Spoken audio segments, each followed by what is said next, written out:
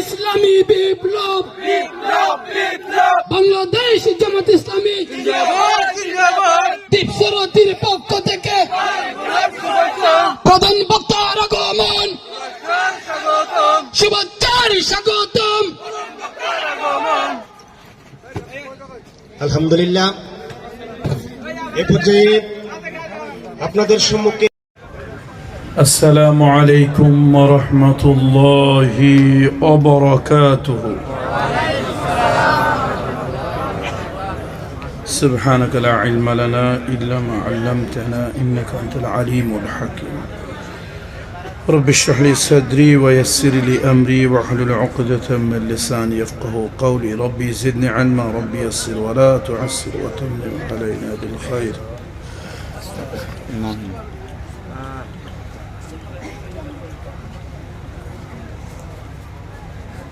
نحمده ونستعينه ونستغفره ونؤمن به ونتوكل عليه ونعوذ بالله من شرور أنفسنا ومن سيئات أعمالنا.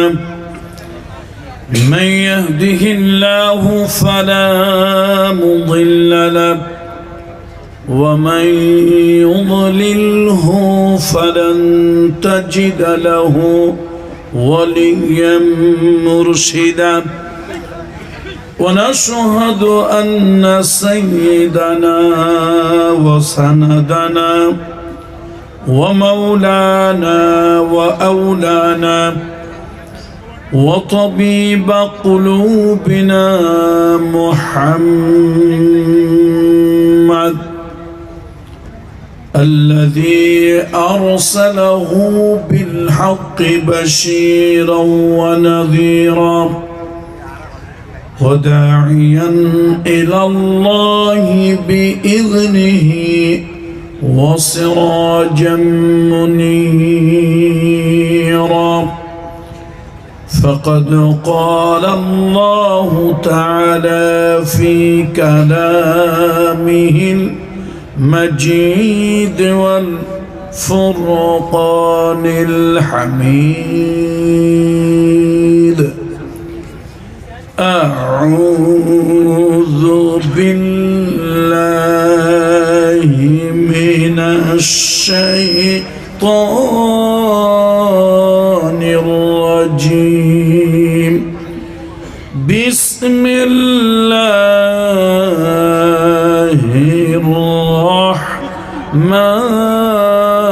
الرحمن الرحيم. يا أيها الذين آمنوا اتقوا الله وكونوا مع الصادقين. آمنت بالله إن الله وملائكته يصلون على النبي. يا أيها الذين آمنوا صلوا عليه وسلموا تسليما. اللهم صل على سيدنا مولانا محمد وعلى آل سيدنا مولانا محمد. اللهم صل على مولانا محمد وعلى آل سيدنا شافعنا محمد بلغ العلا بكماله كشف الدجى بجماله حسنت جميع خصاله صلوا عليه وآله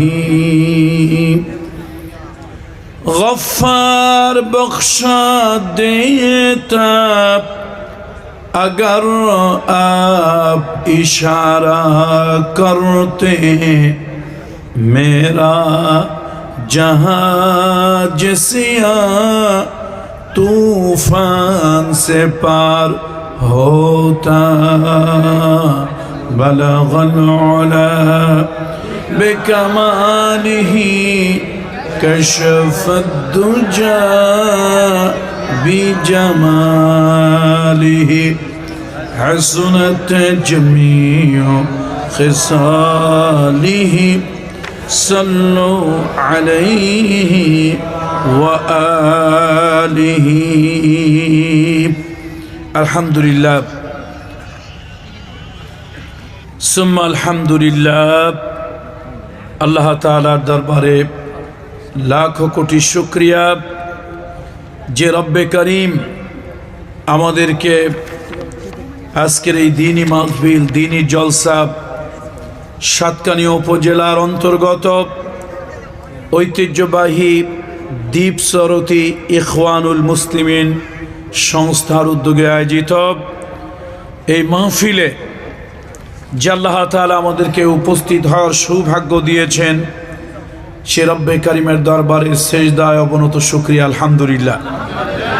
আজকের মাহফিলের এই অধিবেশনের পরম শ্রদ্ধাভাজন সভাপতি মহোদয় জনাব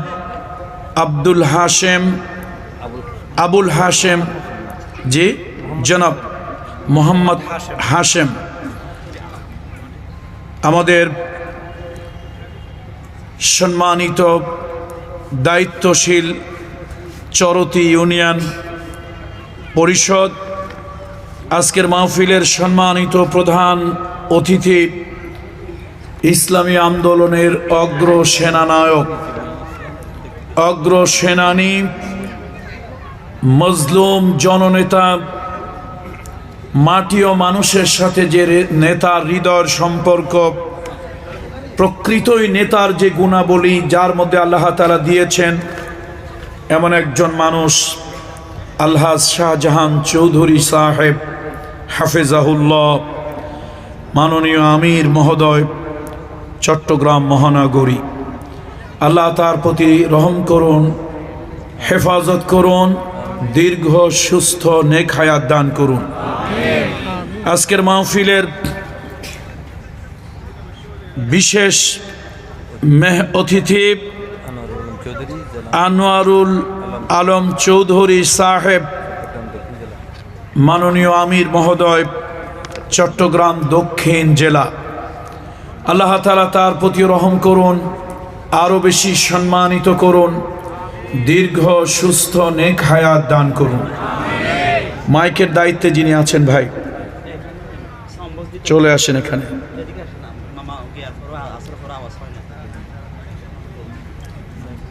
ভলিউমে ওঠা নেওয়া করলে আমার সমস্যা হবে, এগুলো অফ করেন, ডিসকানেক্ট করেন, এটা রাখেন শুধু, আর বাকি সব ডিসকানেক্ট। আমার সামনে উপবিষ্ট আপনারা যারা এই মাদ্রাসার কচি কাঁচা স্নেহের তলিবুল ইলম তথা ছাত্র বন্ধুরা, এই অঞ্চলের দিন প্রিয়, ধর্মপ্রিয়, তৌহিদ প্রিয়, ইসলাম প্রিয় জনতা, পর্দার আড়ালের সম্মানিতা মা ও বোনেরা, বিভিন্ন পর্যায়ের সম্মানিত সুধীবৃন্দ, আমি সকলের প্রতি শ্রেণী মোতাবেক শ্রদ্ধা, ভালোবাসা ও স্নেহ জ্ঞাপন করছি। আসুন আমরা সকলে মহান রব্বে কারীমের দরবারে শুকরিয়া আদায় করি। আমরা সকলে পড়ে নেই আলহামদুলিল্লাহ। আরো বেশি আবেগ নিয়ে পড়ি আলহামদুলিল্লাহ।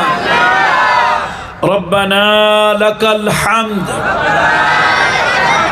হামদান কাসীরান তয়্যিবান মুবারাকান ফীহি ইয়া রাব্বি লাকাল হামদু কামা ইয়ানবাগি লিজালালি ওয়াজহিকা ওয়া আযীমি সুলতানিক। মহামহিম আল্লাহ তাআলার শুকরিয়া আদায় করে নিলাম। অত্যন্ত চমৎকার একটি পরিবেশ, এরকম পরিবেশ সচরাচর পাওয়া যায় না। আল্লাহ নদীর পাড়ে, নদীর তীরে, চতুর্দিকে সবুজ শ্যামলিকা, শস্য শ্যামলায় ভরা এরকম একটা দারুণ পরিবেশে আল্লাহ তাআলা নির্ভয়ে, আল্লাহর ভয় ছাড়া না পুলিশের ভয়, না এসবি ডিবির ভয়, অথবা না আছে কোনো হারুন আঙ্কেলদের ভয়, কারো কোনো ভয় ছাড়া নির্ভয়ে আল্লাহ তাআলা যে একটি দ্বীনি মাদ্রাসার পাশে আল্লাহ তাআলার নিয়ামত, এক সুন্দর নদীর ধারে এই পড়ন্ত বিকাল থেকে আল্লাহ তাআলা কোরআনের কথা শোনার জন্য, শোনানোর জন্য আমাদেরকে এখানে জমা করেছেন। রব্বে কারিমের দরবারে আরো একবার শুকরিয়া আদায় করি, পড়ি আলহামদুলিল্লাহ। ভয় আসেনি এখন? পুলিশে এসে দৌড় দেবে, ধাওয়া দেবে, এরকম ভয় আছে? বরং উল্টা আমরা এখন মানুষ ধাওয়াই। তবে হ্যাঁ, আমরা ওইরকম জালিম সন্ত্রাসীদের মতো নই যারা জোর করে, অন্যায় অবিচার করে। আমরা তাদেরকে প্রতিরোধ করার জন্য উল্টা এখন তাদেরকে আমরা ধরি, নাকি বলেন? ইনশাআল্লাহ, আলহামদুলিল্লাহ। আল্লাহ তাআলার দরবারে শুকরিয়া যে আল্লাহ তাআলা ইব্রাহিম খলিলুল্লাহর জাতিকে নমরুদের কবল থেকে, মূসা আলাইহিস সালামের কওমকে আল্লাহ তাআলা এক স্বৈরাচারী ফেরাউনের হাত থেকে, আবু জাহাল, আবু লাহাব, উতবা সাহেবার হাত থেকে রাসূলুল্লাহ সাল্লাল্লাহু আলাইহি ওয়াসাল্লাম এবং দ্বীনের দাঈদেরকে আল্লাহ তাআলা, সাহাবীদেরকে যেমনটি আল্লাহ তাআলা হেফাজত করেছিলেন। সামনে কি হবে জানি না। আপাতত আল্লাহ তাআলা 15.5 বছরের জালিমের জুলম থেকে, শাসকের শোষণ থেকে, স্বৈরাচারীর অত্যাচার থেকে আপাতত আল্লাহ তাআলা আমাদেরকে হেফাজত করেছেন। এই জন্য আল্লাহর দরবারে আবারও সেজদায় অবনত হয়ে শুকরিয়া আদায় করছি, আলহামদুলিল্লাহ। তবে দুঃখ মনের মধ্যে রয়ে গেল। অনেক শহীদেরা শাহাদাতের নজরানা দিলেন, এই সুন্দর পরিবেশটা তারা দেখে যেতে পারলেন না। এটা মনের মধ্যে একটা দুঃখ রয়ে গেল। দেশ স্বাধীন হওয়ার পরে আমার সব থেকে বেশি মনে পড়ে শহীদ আল্লামা দেলওয়ার হোসেন সাইদি সাহেবের কথা। রাসূলুল্লাহ সাল্লাল্লাহু আলাইহি ওয়াসাল্লামের একটা হাদিস, ইত্তাকু ফিরাসাতাল মুমিন ফাইন্নাহু ইয়ানজিরু বিনূরিল্লাহ। আল্লাহর ওলিদের দৃষ্টিকে ভয় পাও। তারা যা কিছু বলে বাহ্যিক চোখ দিয়েই সব কিছু দেখে বলে না, অন্তর দৃষ্টি দিয়ে দেখেও কিছু কথা বলে। আল্লাহর ওলি শহীদ দেলওয়ার হোসেন সাইদি, কোরআনের পাখি, কোরআনের বুলবুলি, বলেছিলেন এমন একটা দিন সময় আসবে যেদিন পালানের জন্য ইঁদুরের গর্ত খুঁজে পাবে না। ঠিকই আমাদের দেশের কিছু লোকেরা পালিয়েছে, তবে ইঁদুরের গর্তে না। তারা কেউ গেছে মামু বাড়ি, কেউ গেছে নানার বাড়ি, কেউ গেছে তার নিজের শ্বশুর বাড়ি। দেখছে যে পালানের জন্য কিও নাই, ইঁদুরের গর্ত নাই, পালাইতে তো হবে।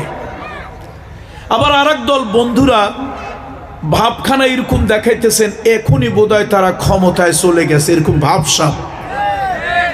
এরকম কিছু বন্ধুরা আছে না, নাম বললাম না। ওই বন্ধুদের ভাব অলরেডি তারা ক্ষমতায় চলে গেছে। সেই বন্ধুদেরকেও বলি, বন্ধু, জনগণের চোখের ভাষা বোঝার চেষ্টা করেন, জনগণের হৃদয়ের ভাষা পড়ার চেষ্টা করেন।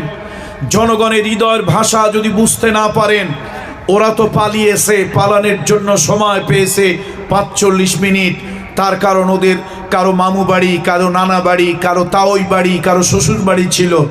আপনাদের তিন দিক দিয়া এনিমি রাষ্ট্র, আপনারা চতুর্দিক দিয়ে আপনাদের যে নেইবার কান্ট্রি তারা আপনাদের এনিমি কান্ট্রি। চতুর্দিক দিয়ে মধ্যে একদিকে খোলা আছে বঙ্গোপসাগর, তারা পালানের সময় পাইল ৪৫ মিনিট।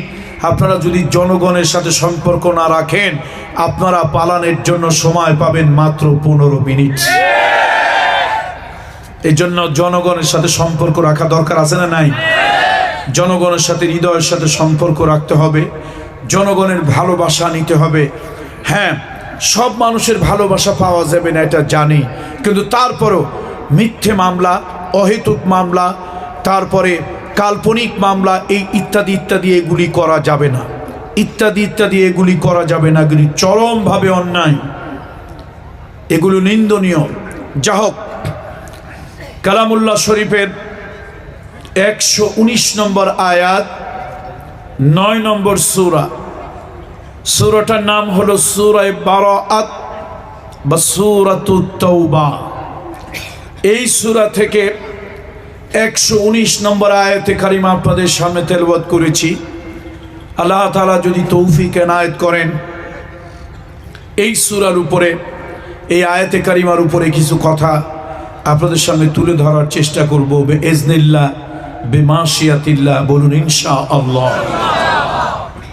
দীর্ঘ ১৫.৫ বছর সাতকানিয়া লোহাগাড়া যে জমিন আল্লাহর দ্বীনের জন্য, আলেম ওলামার জন্য, কোরআন সুন্নাহর জন্য গুটি কয়েক, সামান্য গুটি কয়েক ষড়যন্ত্রকারী, চক্রান্তকারী কিছু চরিত্রহীন মানুষের কারণে এই জমিনে আমরা কোরআন সুন্নাহর কথা প্রাণ খুলে বলতে পারি নাই।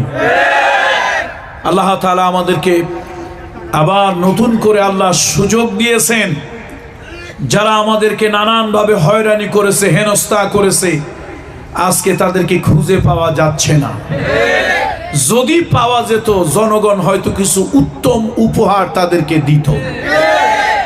কথা ঠিক না? আল্লাহ এদেরকে হেদায়েত দান করো। তবে একটা মজার জিনিস, একটা মজার ব্যাপার, এই দুনিয়ায় যারা যত বড় জালিম, আল্লাহ তাদেরকে ঠান্ডা করছে তত দুর্বল জিনিস দিয়া। যারা যত বড় জালিম, আল্লাহ তাদেরকে ঠান্ডা করছে তত দুর্বল জিনিস দিয়া। নমরুদ অনেক বড় জালিম, ঠান্ডা করছে আল্লাহ কি দিয়া? মশা। মশা খুব শক্তিশালী, হাতির মতো, ডাইনোসরের মতো, নীল তিমি মাছের মতো, খুবই দুর্বল। সেটা দিয়ে আল্লাহ নমরুদরে শায়েস্তা করলো। ফেরাউনরে শায়েস্তা করছে আল্লাহ পানিতে সুবাইয়া সুবাইয়া। সামান্য পানি, ঢেউহীন, উত্তাল দরিয়া নয়, নরমাল শান্ত পানি, তার মধ্যে ফেরাউন সুপনি খায় আর কয় আমানতু বিরব্বি হারুনা ওয়া মূসা। আল্লাহকে আমার তো ইজ্জতমান সব যাবে। এই অবস্থায় যদি আমার নাম না, এ ফেরেশতা তাড়াতাড়ি দরিয়ার থেকে মাটি উঠাইয়া মুখের মধ্যে ঢুকা, যাতে অন্তত এই সময় আমি আল্লাহর নাম নিতে না পারে, কালেমা পড়তে না পারে। আল্লাহ তাআলা বলেন আল আন, এখন সারা জীবন আমার সাথে দুশ্মনী করে এখন তুই আমার উপর ঈমান আনতেছিস, বেটা তোর ঈমান তো গ্রহণযোগ্য হবেই না, বরং দুর্বল জিনিস দিয়ে তোরে কিছু খেদমত করতে হবে। আল্লাহ তাআলা পানিতে সুবাইয়া খেদমত নিলেন। আবু জাহাল জাহান্নামের টিকিট নিয়ে গেল কোন যুদ্ধে বলেন তো? বদরের যুদ্ধে। আব্দুর রহমান ইবনে আওফ বলেন, আমার কাছে এসে ছোট ছোট দুইটা গুয়া ফোলা ফাইন, কি গুড়া হোয়াইন নাকি গুড়া গুড়া হোয়াইন, এই দুইটা গুড়া গুড়া হোয়াইন আমার কাছে এসে বলল, চাচা আবু জাহেল কই? আব্দুর রহমান ইবনে আওফ চিন্তা করে, আরে আবু জাহেলের নাম ভালো ভালো বীর পুরুষেরা শুনলে চিন্তা করে, আর এই গুড়া হোয়াইন আর কাছে এসে জিজ্ঞেস করে আবু জাহেল কই? কই যে বিরাট বড় জাইগেন্টিক ফিগার, বড় দেহ, বড় উচ্চ গলা, এইটা হলো আবু জাহেল। মাআজ এবং মুআওয়াজ সেই ছোট্ট বাচ্চা ক্ষিপ্র গতিতে এগিয়ে গেল এবং আবু জাহেলকে অনেক আপনার ত্যাগের বিনিময় জাহান্নামের টিকিট দিয়া দুনিয়া থেকে বিদায় করে দিল। আমার দেশের যে স্বৈরাচারিণী, এদেশের বড় বড় দলগুলি চেষ্টা করে পারে নাই। কিন্তু দেখেন আল্লাহর কি কুদরত, গত 36 জুলাই, কয় তারিখ? 36 জুলাই, দ্যাট মিনস 5ই আগস্ট, এদেশের এই গুড়া গুড়া হওয়াইন তাদের কারণে যে আন্দোলন হলো, এই দেশের বড় মানুষের আন্দোলনে যদি বিদায় হইতো তাও দুঃখ ছিল না। কাদের আন্দোলনে বিদায় হইল? গুড়া গুড়া হওয়াইন তাদের কারণে। দেখছেন, আমি একটা জিনিস, আপনারা হাসেন, আমি মাঝে মাঝে এগুলো নিয়ে চিন্তা করি আর আল্লাহর কুদরত দেখি। আল্লাহ তুমি কি না পারো, তুমি কত যে কি পারো, তোমার কুদরত চিন্তা করলে অস্থির হয়ে যায়। মানুষ যেখানে চিন্তা করতে আর পারে না, মানুষের চিন্তার যেখানে শেষ, আল্লাহ তাআলার পরিকল্পনা সেখান থেকে শুরু। এজন্য আল্লাহর উপরে আস্থা ও বিশ্বাস নিয়ে, আল্লাহর উপরে ভরসা নিয়ে আমরা আজকে বক্তব্য শুরু করছি। 119 নম্বর আয়াতে কারিমা, এটা হচ্ছে সূরা বারাআত বা সূরাতুত তাওবা। তবে কোরআনুল কারীমের মুআজিজা হলো কোরআনের শব্দ কম, অর্থ বেশি। আলহামদুলিল্লাহ বলেন। এই জন্য আল্লাহ তাআলা বলেন, قل لو كان البحر مدادا لكلمات ربي لنفد البحر قبل أن تنفد كلمات ربي ولو جئنا بمثله مددا।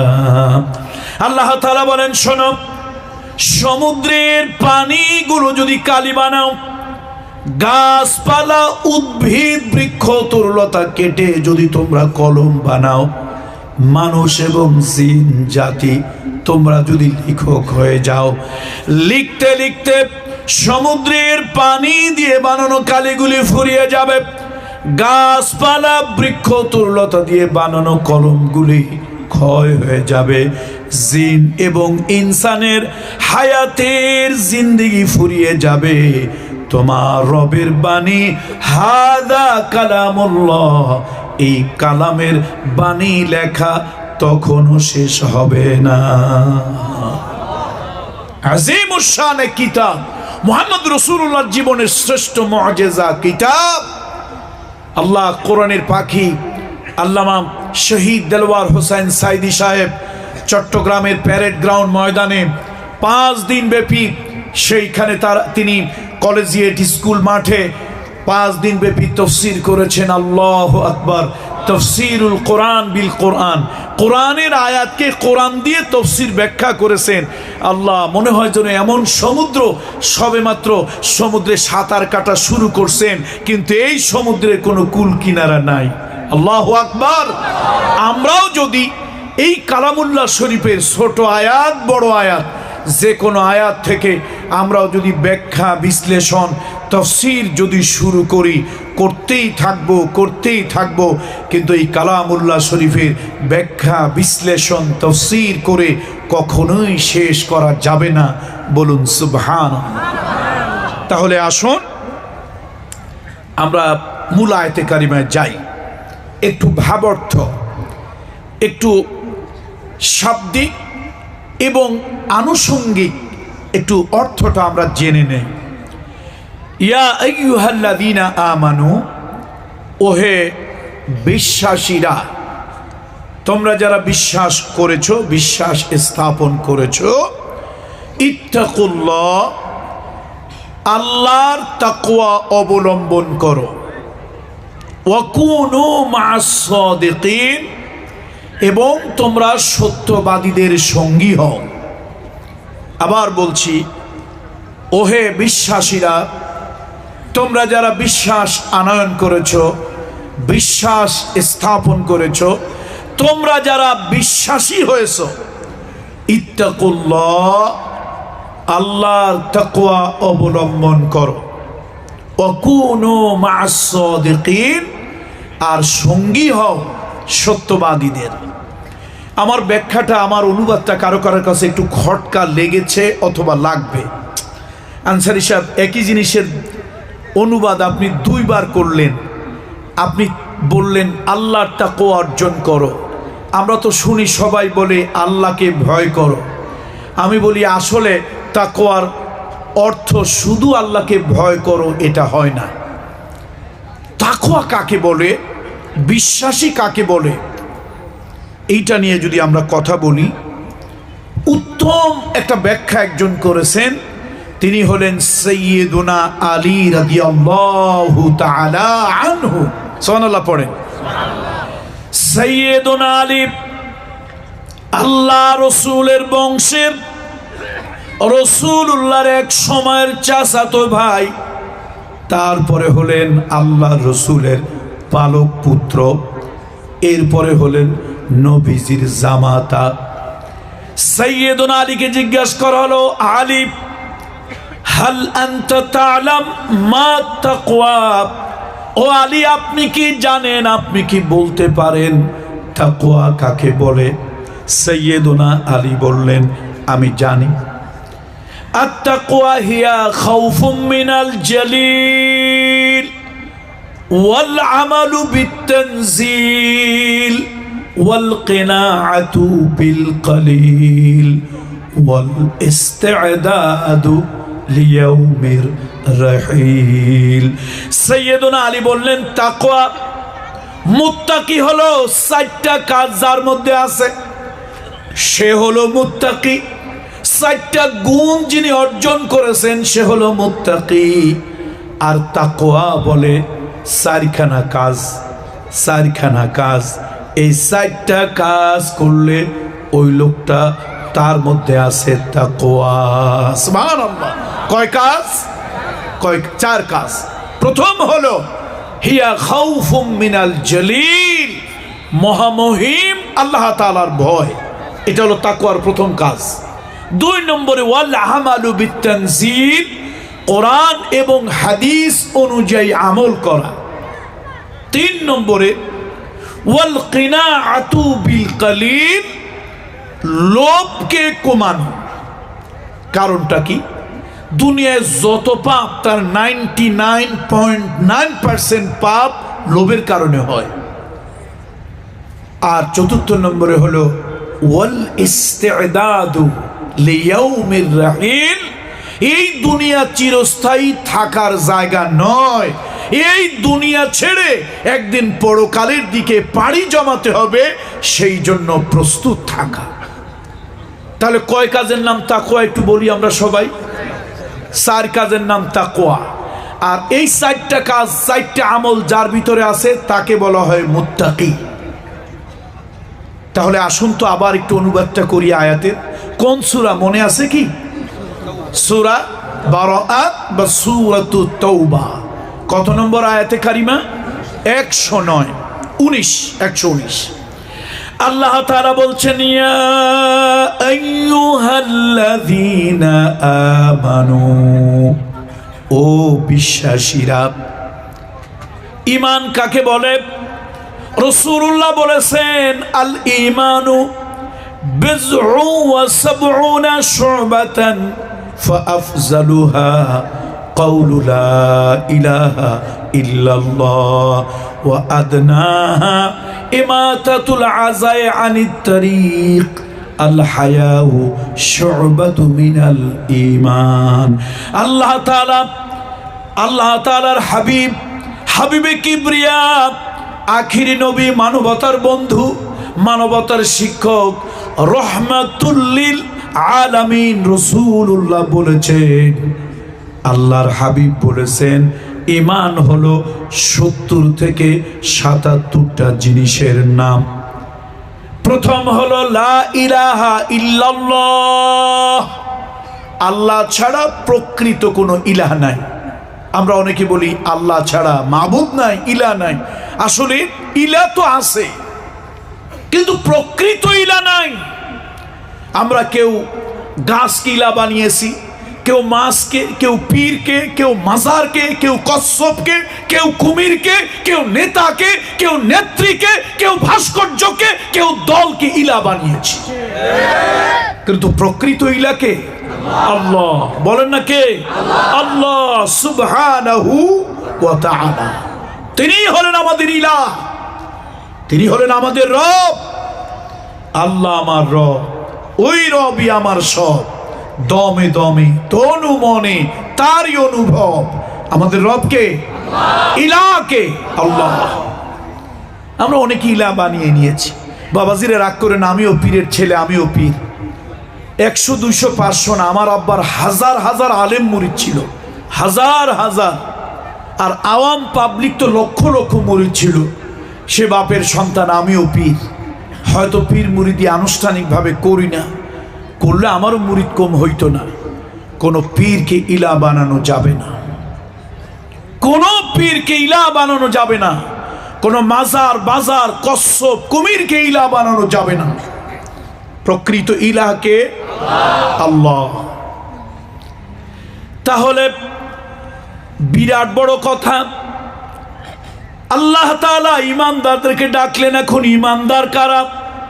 রাসূলুল্লাহ বলেছেন 70 থেকে 77টা কাজ যাদের ভিতরে আছে তারা হলো ইমানদার। আর এই ইমানের নিচু দরজা হলো রাস্তার মধ্যে একটি কষ্টদায়ক বস্তু থাকলে ওটাকে ফেলে দেওয়া। আপনি রাস্তা দিয়ে যাচ্ছেন, একটা কলার শোভা পড়ে আছে, এইটা স্লিপ খেয়ে কোনো মানুষের হাত পা ভাঙতে পারে। আপনি রাস্তা দিয়ে যাচ্ছেন, একটা হাড্ডির টুকরা পড়ে আছে, এই হাড্ডির টুকরার কারো আঘাত লেগে তার পায়ে ক্ষত হতে পারে, রক্তক্ষরণ হতে পারে। সে হিন্দু হোক, বৌদ্ধ হোক, খ্রিস্টান হোক, পুরুষ হোক, নারী হোক, আস্তিক হোক অথবা নাস্তিক হোক। রাস্তা একটা জিনিস পড়ে আছে, এইটা কোনো মানুষের কষ্টের কারণ হবে, কোনো মানুষকে ব্যথা দেবে, কোনো মানুষকে আঘাত দেবে। আপনার ভিতরে সেন্স, এই অনুভূতি, এটা আপনার দিলে জাগ্রত হলো। আপনি ওই কলার শোভাটাকে টোকাইয়া, ওই কাঁটাটাকে টোকাইয়া কুড়াইয়া আপনি একটু নিরাপদ জায়গায় ফেলে দিলেন। দেখলেন একটা কাঁচ ভেঙে, একটা কাঁচ ভেঙে, একটা গ্লাস ভেঙে রাস্তার উপরে পড়ে আছে। এই রাস্তা দিয়ে কত ধর্মের, কত দলের, কত মানুষ মতের মানুষ যায়। যে মতের যাক, যে দলের যাক, যে ধর্মের যাক, মানুষ ওই রাস্তা দিয়ে হেঁটে যাবে। ওই কাঁচের টুকরায় সে আহত হবে, সে ব্যথা পাবে, কষ্ট পাবে, অ্যাক্সিডেন্ট হবে। ওই কলার শোভা, আমের শোভায় স্লিপ খেয়ে পড়ে যাবে, তার হাত পা ভেঙে যাবে। আপনি যদি কলার শোভাটাকে, আমের শোভাটাকে উঠাইয়া নিরাপদ একটা জায়গায় ফেলে দেন, রহমতের নবী, মানবতার বন্ধু বলেছে, ইমানের সব থেকে নিচু দরজাটা, নিচু ইমানের স্তরটা, ক্লাসটা আপনার মধ্যে আছে। সুবহানাল্লাহ বলবেন না, নাকি বাড়ি গিয়ে বলবেন? বলেন না একটু জোরে সোরে সুবহানাল্লাহ। তাহলে ইমান কতগুলো জিনিসের নাম? 60টা কইছি আমি। 70 থেকে 77টা শাখা প্রশাখার নাম হলো, কাজের নাম হলো ইমান। তার মধ্যে সব থেকে বড় যেটা, সেটা হলো কওলু লা ইলাহা ইল্লাল্লাহ। আল্লাহ ছাড়া কোনো ইলাহ নাই, প্রকৃত ইলাহ নাই, মাবুদ নাই, উপাস্য নাই, আইনদাতা, বিধানদাতা, রক্ষাকর্তা, পালনকর্তা, রিজিকদাতা, আল্লাহ ছাড়া প্রকৃত কেউ নাই। এইটার উপরে বিশ্বাস, এটা মুখ দিয়ে বলতে হবে, দিলে বিশ্বাস করতে হবে, কাজে পরিণত করতে হবে। এই লা ইলাহা ইল্লাল্লাহ যদি ঠিকমতো বলতে পারেন, মান ক্বালা লা ইলাহা ইল্লাল্লাহ গুফিরা লাহু মা তাকাদ্দামা মিন যামবিহি। আপনার 80 বছরের গুনাহ যদি থাকে, এই কালেমা যদি বুঝে শুনে অন্তর দিয়া বিশ্বাস করে যদি পড়েন, এর উপরে যদি ইস্তেকামত থাকেন, আল্লাহর কসম পিছনের জীবনে সব গুনাহ মাফ। একজন উঠে বলল, ইয়া রাসূলুল্লাহ ইন জানা ওয়া ইন সারাকা। লোকটা যদি চুরি করে, ব্যভিচার করে, নবী বলছেন তারপরও মাফ। সুতরাং এই লা ইলাহা ইল্লাল্লাহ ঢোল তবলা দিয়ে জিকির না। কত পীরের বাড়ি জিকির হয়, লা ইলাহা ইল্লাল্লাহ হয়। কত সংসদ ভবনের সামনে জিকির হয়, লা ইলাহা ইল্লাল্লাহ। যিনি পড়েন তিনিও বোঝেন না, যিনি শোনেন তিনিও বোঝেন না লা ইলাহা ইল্লাল্লাহর মানে কি। এই জন্য ইমান 70 থেকে 77টা শাখা প্রশাখা, সব থেকে যেটা বড় সেটা হলো লা ইলাহা ইল্লাল্লাহ। এটা না থাকলে ঈমান আসে না, এটা না থাকলে ঈমান দাঁড়ায় না, এটা না থাকলে ঈমান বাঁচে না, এটার নাম না থাকলে ঈমান শুরু হয় না। এটার নাম হলো ফাউন্ডেশন, অর্থাৎ 77 তলা একটা বিল্ডিং এর নাম ঈমান। আর যেই বিল্ডিংটা যে ফাউন্ডেশনের উপরে দাঁড়িয়ে আছে তার নাম হলো লা ইলাহা ইল্লাল্লাহ। তাহলে আল্লাহ ছাড়া আমরা কোনো মাবুদ, কোনো ইলা মানি না। কিন্তু দেখেন আমাদের দেশে কোর্ট কাছারির আইনগুলি কার? আল্লাহর আইন না ব্রিটিশের আইন? পার্লামেন্টের আইন। 300 কনস্টিটিউয়েন্সি, আমার দেশের সংসদীয় এলাকা 300, সেখানে 330 জন না 350 জন নারী পুরুষ একত্রিত হইয়া একটা আইন করলো। আল্লাহ কয় আমি আইন করে দিলাম মদ হারাম।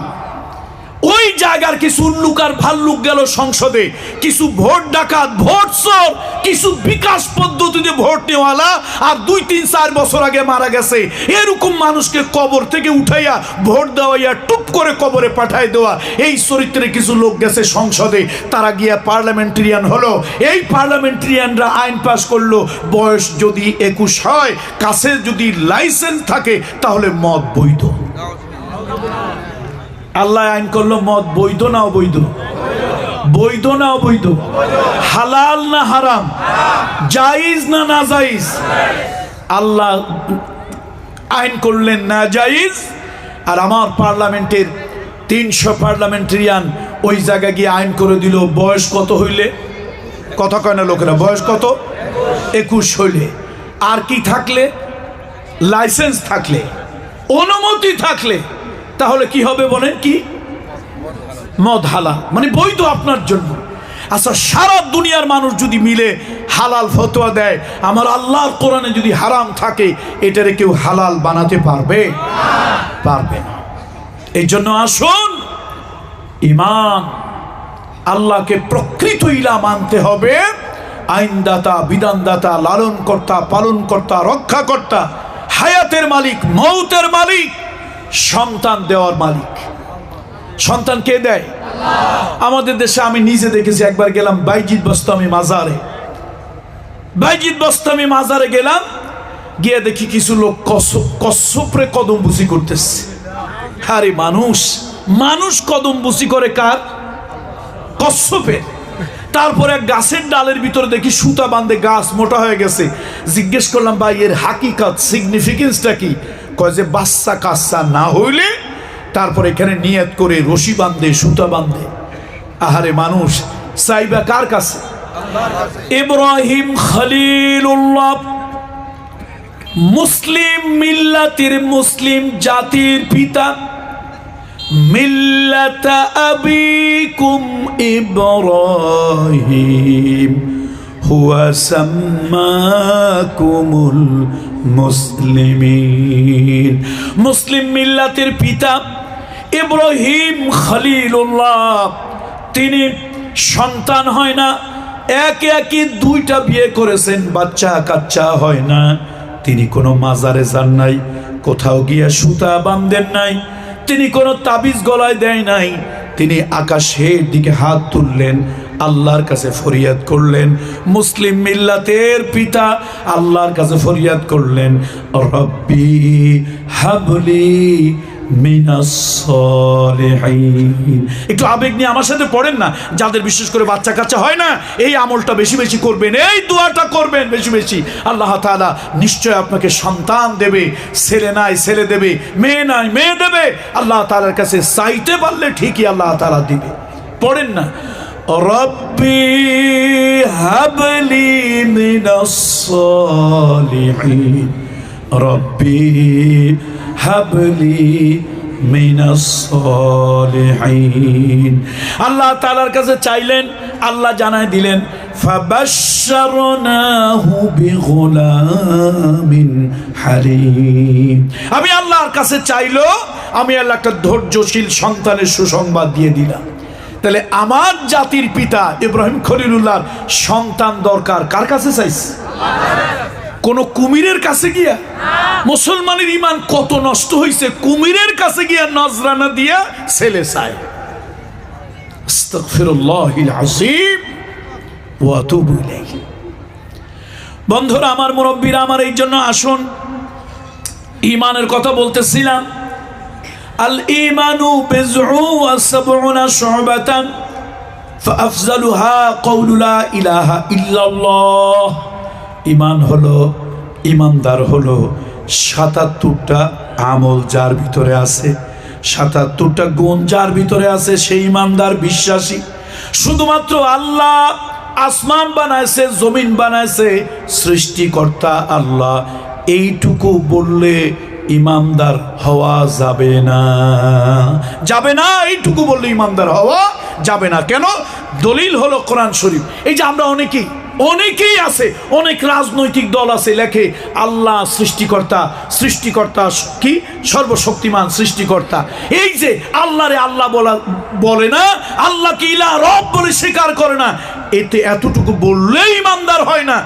দলিল হলো কোরআন। মুহাম্মদ রাসূলুল্লাহ সাল্লাল্লাহু আলাইহি ওয়াসাল্লাম, আল্লাহর হাবিবের যুগে আরবের সব কাফেরেরা, আবু জাহাল, আবু লাহাব, উতবা, শায়বা, ওয়ালিদ ইবনে মুগিরা, আবু সুফিয়ান, সবাই বিশ্বাস করত আকাশ এবং জমিনের সৃষ্টিকর্তা আল্লাহ। বিশ্বাস হয় না আপনাদের? কি পিছনের লোকেরা আমার কথা বিশ্বাস হয় না? কোরআন শরীফ সাক্ষী। আল্লাহ তাআলা নিজেই প্রশ্ন করতেছেন, হে নবী, আপনি একটু ওই কাফেরদেরকে জিজ্ঞেস করেন তো, মান খালাকাস সামাওয়াতি ওয়াল আরদ। আপনি একটু কাফেরদেরকে জিজ্ঞেস করেন যে আকাশ এবং জমিন কে বানিয়েছে। লা ইয়াকুলুন আল্লাহ, তারা বলবে অবশ্যই এগুলি আল্লাহ বানিয়েছে। আমি কার কথা বললাম? পিছনের ভাইরা কথা বলছে না। আপনারা কবরস্থান চিনেন, গোরস্থান চিনেন? গোরস্থান কি? কবরস্থান বলেন না গোরস্থান বলেন? এই কবরস্থানের ভিতরে লোক আছে, তবে আওয়াজ নাই। মাহফিলের স্থানে তাকায় দেখেন তো লোকজন আসেনি। তাহলে এখানেও যদি আওয়াজ না থাকে, তো গোরস্থান, কবরস্থান, মাহফিলের স্থানের পার্থক্য কই? একটু মাঝে মাঝে কথা বলবেন কি বলবেন না? তবে বেহুদা কথা নয়, কাজের কথা, দরকারি কথা বলবেন, দরকারি কথা বলবেন। বলতেছিলাম ঈমানের কথা। ৭০ থেকে ৭৭টা শাখা প্রশাখার নাম ঈমান। আর এই সব থেকে বড় শাখার নাম হলো লা ইলাহা ইল্লাল্লাহ। শুধুমাত্র আল্লাহ সৃষ্টিকর্তা, স্রষ্টা, এতটুকু বললে ইমানদার হওয়া যাবে না। আবু জাহেল বিশ্বাস করত আসমান আল্লাহ বানিয়েছে, জমিন আল্লাহ বানিয়েছে, মানুষ আল্লাহ বানিয়েছে। এখন আপনারা ফতোয়া দেন, আবু জাহেল কি ইমানদার না বেঈমান? মুমিন না কাফের? তাহলে আকাশ আল্লাহ বানিয়েছে, আবু জাহেল স্বীকার করত। কোরআন শরীফ দলিল, লা ইয়াকুলুন আল্লাহ, লাম লিতাকিদ, লা ইয়াকুলুন আল্লাহ, অবশ্যই আল্লাহ বলতেছে। এমনি না, অবশ্যই তারা বলবে সব আল্লাহ বানিয়েছে। তাহলে আল্লাহ নদী বানাইছে বিশ্বাস করে, এরকম কিছু মুসলমান আছে। আল্লাহ চাঁদ বানাইছে, এরকম কিছু মুসলমান আছে। আল্লাহ সূর্য বানাইছে, এরকম কিছু মুসলমান আছে। কিন্তু আল্লাহর জমিন, আল্লাহর জমিন আল্লাহর আইন দিয়ে চলবে, আল্লাহর বিধান দিয়ে চলবে, আল্লাহর কোরআন দিয়ে চলবে, সব মানে কিন্তু এটা মানে না। কথা ঠিক কিনা বল? তাহলে আবু জাহেল যেরকম আসমান আল্লাহ বানিয়েছে এ কথা বিশ্বাস করার কারণে আল্লাহ তাআলা বলেছেন, আবু জাহাল, আবু লাহাব, উতবা, শায়বা, ওয়ালিদ ইবনে মুগিরাকে যেরকম মুমিন বলা যায় না, অনুরূপ ভাবে আমার দেশে লক্ষ নয় কোটি কোটি মুসলমানের বাচ্চা আছে যারা মনে করে আসমান তো আল্লাহ বানিয়েছে, জমিন তো আল্লাহ বানিয়েছে, মানুষ তো আল্লাহ বানিয়েছে।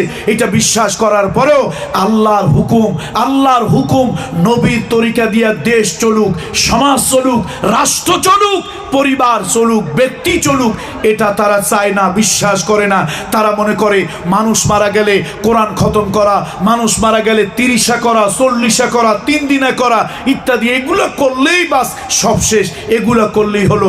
যদি আল্লাহ সৃষ্টিকর্তা এটা বিশ্বাস করার পরেও আবু জাহেল, আবু লাহাব যদি ইমানদার না হয়, তো আমার দেশে এরকম অসংখ্য কুলাঙ্গার আছে যেগুলোর ইমানদার বলা যায় না। তাহলে আল্লাহ তাআলা কোন সূরার কথা কি মনে আছে? সূরা বারাআত বা সূরাতুত তাওবা। কত নম্বর আয়াত? 119। ইয়া আইয়ুহাল্লাযীনা আমানু, ও বিশ্বাসীরা, ও ইমানদারেরা, ইত্তাকুল্লাহ, তাকওয়া অবলম্বন করো। কয় জিনিসের নাম তাকওয়া? কে ব্যাখ্যা করেছেন? সৈয়দুনা আলী। আরে মানুষ যেরকম তার ওয়াজ ওরকম। সৈয়দুনা আলীকে যদি এই যুগে পাইতাম, জড়ায় ধরে 1000 চুমা দিতাম তার কপালে। যেমন দামি মানুষ তেরকম দামি কথা। আল্লাহ বলেন, আল্লাহু আকবার। সৈয়দুনা আলীকে জিজ্ঞেস করলো লোকেরা, সবাই বলে তাকওয়া তাকওয়া তাকওয়া বলে, তাকওয়া জিনিসটা কি হুজুর, তা তো বুঝি না। সৈয়দুনা আলী, আপনি একটু বলুন তো তাকওয়া কাকে বলে? এটা আমাকে একটু শিখান, একটু নসিহা করেন, ওয়াজ করেন। সৈয়দুনা আলী বললেন, তুমি যদি মুত্তাকি হতে চাও 4টা গুণ অর্জন করো। তুমি যদি তাকওয়া জানতে চাও 4টা আমলের নাম তাকওয়া। কয় আমল? প্রথম আমল হলো আত-তাকওয়া হিয়া খাউফুম মিনাল জালিল।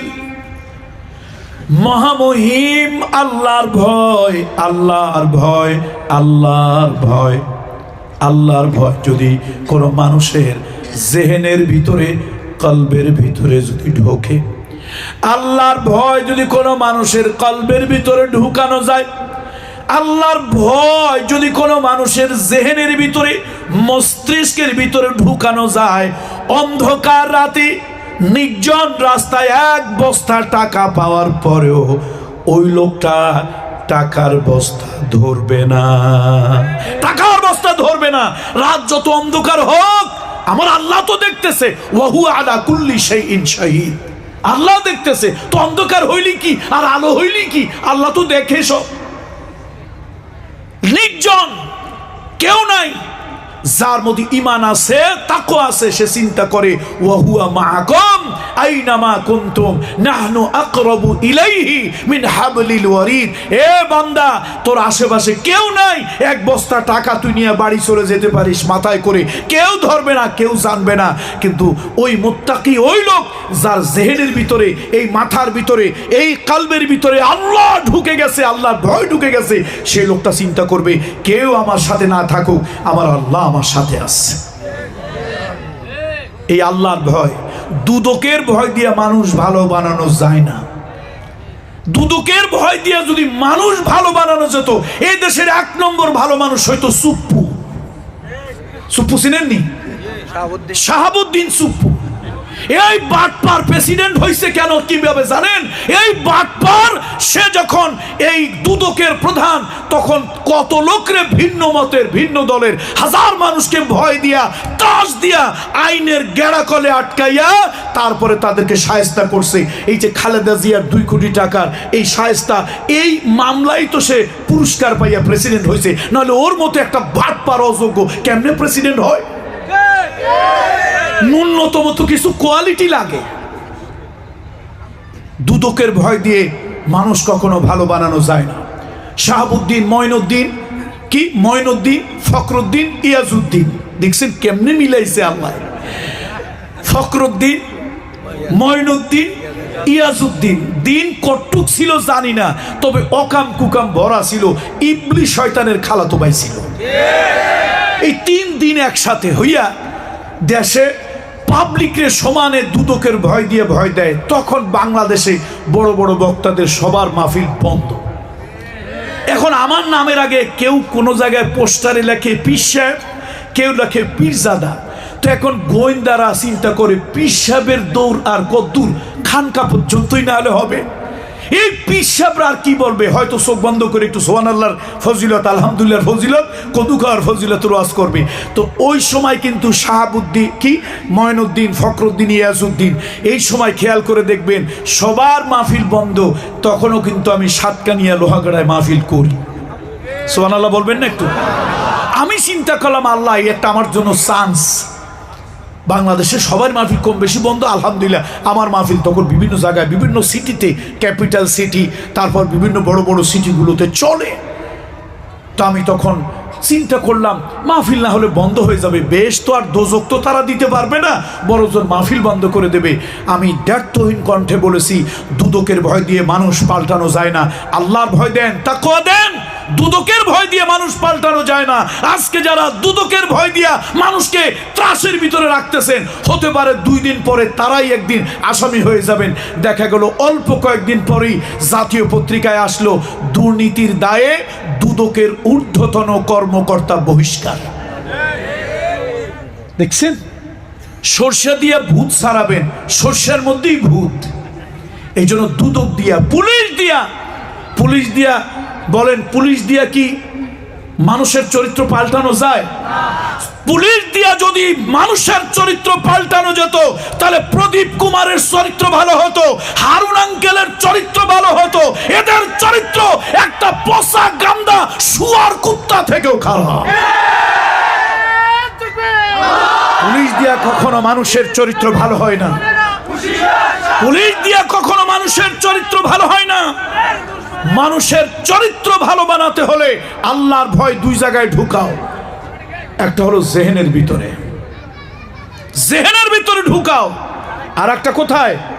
কলবের ভিতরে ঢুকাও। আল্লাহর ভয় যদি ঢুকাও, একটা ডাকাতও আল্লাহর ওলিতে পরিণত হয়ে যাবে। আব্দুল কাদের জিলানী রহমাতুল্লাহ আলাইহি, বলেন না রহমাতুল্লাহি আলাইহি। আল্লাহর এই ওলির নাম আপনারা শোনেন নাই? ছোট মানুষ। মাদ্রাসার ছাত্র বন্ধুরা যারা আছেন, আপনাদের এটা জানা দরকার। অনেকে বলে মুসলমানদের ভালো কোনো অবদান নাই। মাদ্রাসার ছাত্র বন্ধুরা, বড় ক্লাসে যারা আছেন তারা শুনুন, অনেকে বলে মুসলমানদের কোনো অবদান নাই। পৃথিবীতে আনুষ্ঠানিক প্রাতিষ্ঠানিক ইউনিভার্সিটি প্রথম শুরু মুসলমানেরা করেছে। আজকে ইউরোপ, আমেরিকায় Cambridge, Oxford, Harvard, world famous university, এগুলি আমাদের মুসলমানদের বিশ্ববিদ্যালয়ের আগে হয় নাই। পৃথিবীতে প্রথম আনুষ্ঠানিক বিশ্ববিদ্যালয় হয়েছে বাগদাদে, মাদ্রাসায়ে নিজামিয়া। বলেন নাম কি? মাদ্রাসায়ে নিজামিয়া। আব্দুল কাদের জিলানী রহমাতুল্লাহ আলাইহি ছোট্ট মাসুম বাচ্চা, হাফেজে কোরআন, অনেক হাদিস তার মুখস্থ। মায়ের মনের চিন্তা হলো, আমার এই সন্তানটা ইনশাআল্লাহ ভবিষ্যতে বিরাট কিছু হবে। বলেন ইনশাআল্লাহ। আলহামদুলিল্লাহ। এই মা চিন্তা করলেন, এই ছেলেটাকে সব থেকে বড় বিদ্যালয়, বড় বিদ্যাপীঠ, বড় মাদ্রাসা, বড় ইউনিভার্সিটি, সেখানে আমি পড়াশোনার জন্য পাঠাবো।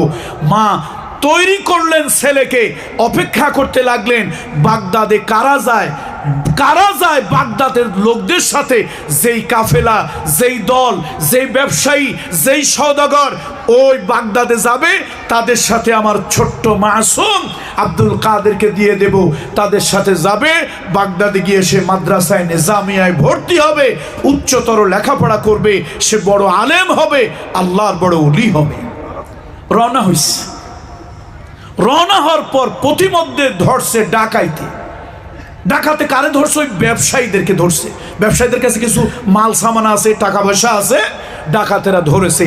তাদেরকে মায়ের পিট করে, তারপরে অস্ত্র দিয়া, ভয় দিয়া, রক্ত বের করে, তারপরে তাদেরকে বিভিন্নভাবে টর্চারিং করে মাল সামানে নিয়ে গেছে। ওই ছোট্ট একটা বাচ্চা, মাথায় টুপি, গায়ে রসুলের সুন্নতি জামা, এগুলি দেখে একটা ডাকাত একটু ঠাট্টা করলো, এ বাবু তোমার কাছে কিছু আছে? বাচ্চা কাহ আমার কাছে আস। এখন ডাকাতেরা খুঁজে দেখে কিচ্ছু নাই। বাবু তুমি মিথ্যা কথা কেন বললে? কয় যে আমি মিথ্যা বলি না। তো কি আছে তোমার কাছে? কতগুলি স্বর্ণ মুদ্রা বের করে দিয়েছে। স্বর্ণ মুদ্রা বের করে দিল। এখন ডাকাতের সর্দার অবাক হয়ে গেছে, এই ছেলে তুমি কি বোকা? মানুষ কিছু থাকলে, চোর ডাকাইতে আসলে আর উল্টা কিরা কসম খারে, ভাই আল্লাহর কসম, আল্লাহর কিরা আমার কাছে কিছুই নাই, এরকম থাকলেও বলে না? চোর ডাকাতের হাত থেকে, এই তোমার কাছে ছিল, তুমি মিথ্যা বললা কেন? চোরের হাত থেকে বাঁচার জন্য বলা জায়েজ আছে। দেখছেন নি, ফতুয়া আমাদের কাছ থেকে নেয় না, ফতুয়া তারাই দিয়ে দেয়। এখন উল্টা আব্দুল কাদের জিলানীকে প্রশ্ন করেছে ডাকাতের সর্দার, আচ্ছা তোমার কাছে স্বর্ণের মুদ্রা আশরাফি এইটা ছিল, আমরা তো কেউ দেখি নাই, তুমি কেন বললা? তোমার এই মুদ্রাগুলি তো হাত খোয়া যাইতো না, ডাকাতে নিত না। কয় তোমরা কেন জিজ্ঞেস করলা? কথা আমরা জিজ্ঞেস করছি, তুমি একটু মিথ্যা কথা বলতা। কয় খবরদার, নাউযুবিল্লাহ, এই শিক্ষা আমাকে দেবে না। আমার মা বাড়ি থেকে বের হওয়ার সময় আমাকে একটা সবক দিয়েছে, আব্দুল কাদের খবরদার কখনো মিথ্যা বলবে না। কখনো কি বলবে না? মিথ্যা বলবে না। এখন তুমি আমার কাছে জিজ্ঞেস করতেছো আমার কাছে কিছু আসেনি, আমার কাছে তো গোপন জায়গায় স্বর্ণ মুদ্রা আছে। আমি যদি বলি না আমার কাছে কিছুই নাই, সত্য হবে না মিথ্যা হবে? মিথ্যা হবে। ডাকাতের সর্দার বলছে তোমার মা তো এখানে নাই, এইটুক মিথ্যা বললে তো অসুবিধা কি? তোমার মা তো নাই। আব্দুল কাদের জিলানী ছোট্ট মাসুম বাচ্চা, তিনি বলছেন শোনো, আমিও জানি আমার মা এই জায়গায় নাই, আমার মা দেখবে না, কিন্তু আমার মায়ের যিনি রব, আমার মায়ের যিনি রব, আমার যিনি রব, সারা দুনিয়া যিনি দেখেন, সব মানুষের খবর যিনি রাখেন, ওই আল্লাহ তাআলা সব দেখতেছে। সুতরাং আমার আল্লাহ দেখবেন, আমার আল্লাহ দেখবেন। আমি মিথ্যা কথা বলেছি, আমার মা দেখবেন না, এই কাজটা আমি করতে পারবো না। আল্লাহর ভয় আমার দিলের মধ্যে। এই কথা শোনার পর সব ডাকাতদের দিলটা নরম হয়ে গেল। আমরা যা করতেছি এগুলি আল্লাহ দেখতেছে কিনা। বলল তোমরা যত অত্যাচার নির্যাতন যা কিছু করো এগুলি আল্লাহ তাআলা দেখে, আল্লাহর ফেরেশতারা এগুলি রেকর্ড করে রাখে। বলল আমরা তো আমাদের বাচ্চা কাচ্চার জন্য করি, বিবি বাল বাচ্চার জন্য করি। ছোট্ট মানুষ আব্দুল কাদের বলল শোনো, কিয়ামতের দিন কেউ কারো পাপের বোঝা বহন করবে না, তোমার পাপের বোঝা তোমাকে বহন করতে হবে। ডাকাতের মন ঘুরে গেল। এই বালক, এই ব্যবসায়ীরা দাঁড়াও, আমরা একটু বাড়ি যাই। ফ্যানটা দিয়ে আমরা একটু বাড়ি যাই। বাড়ি গিয়ে ডাকাতেরা জিজ্ঞেস করে বউকে ছেলেকে, এই যে ডাকাতি করে এনে তোমাদেরকে যে খাওয়াই, এই পাপের ভাগী তোমরা হবে না? কয় যে আপনি চুরি করেন, ডাকাতি করেন না, ভালো কাজ না, ব্যবসা করেন, এগুলি কি আমরা জানি? আমাদেরকে খাওয়ানোর দরকার, খাওয়ান। তো ডাকাতি করে তো আমরা খাওয়াইতে বলি না। দেখছেন ডাকাতের মন ঘুরে গেল। কার ভয়ের কারণে? বলেন কার ভয়ের কারণে? আল্লাহর ভয়ের কারণে। এই জন্য ভাই, পুলিশ দিয়ে মানুষ ভালো বানানো যাবে না, পুলিশ দিয়ে মানুষ ভালো বানানো যাবে না, আর্মি দিয়ে মানুষ ভালো বানানো যাবে না। আচ্ছা, জেল দিয়ে কি মানুষ ভালো বানানো যায়? আপনাদের এলাকায় জেল খাটছে এরকম 2-4 জন লোক নাই? কত লোক জেল খাটে।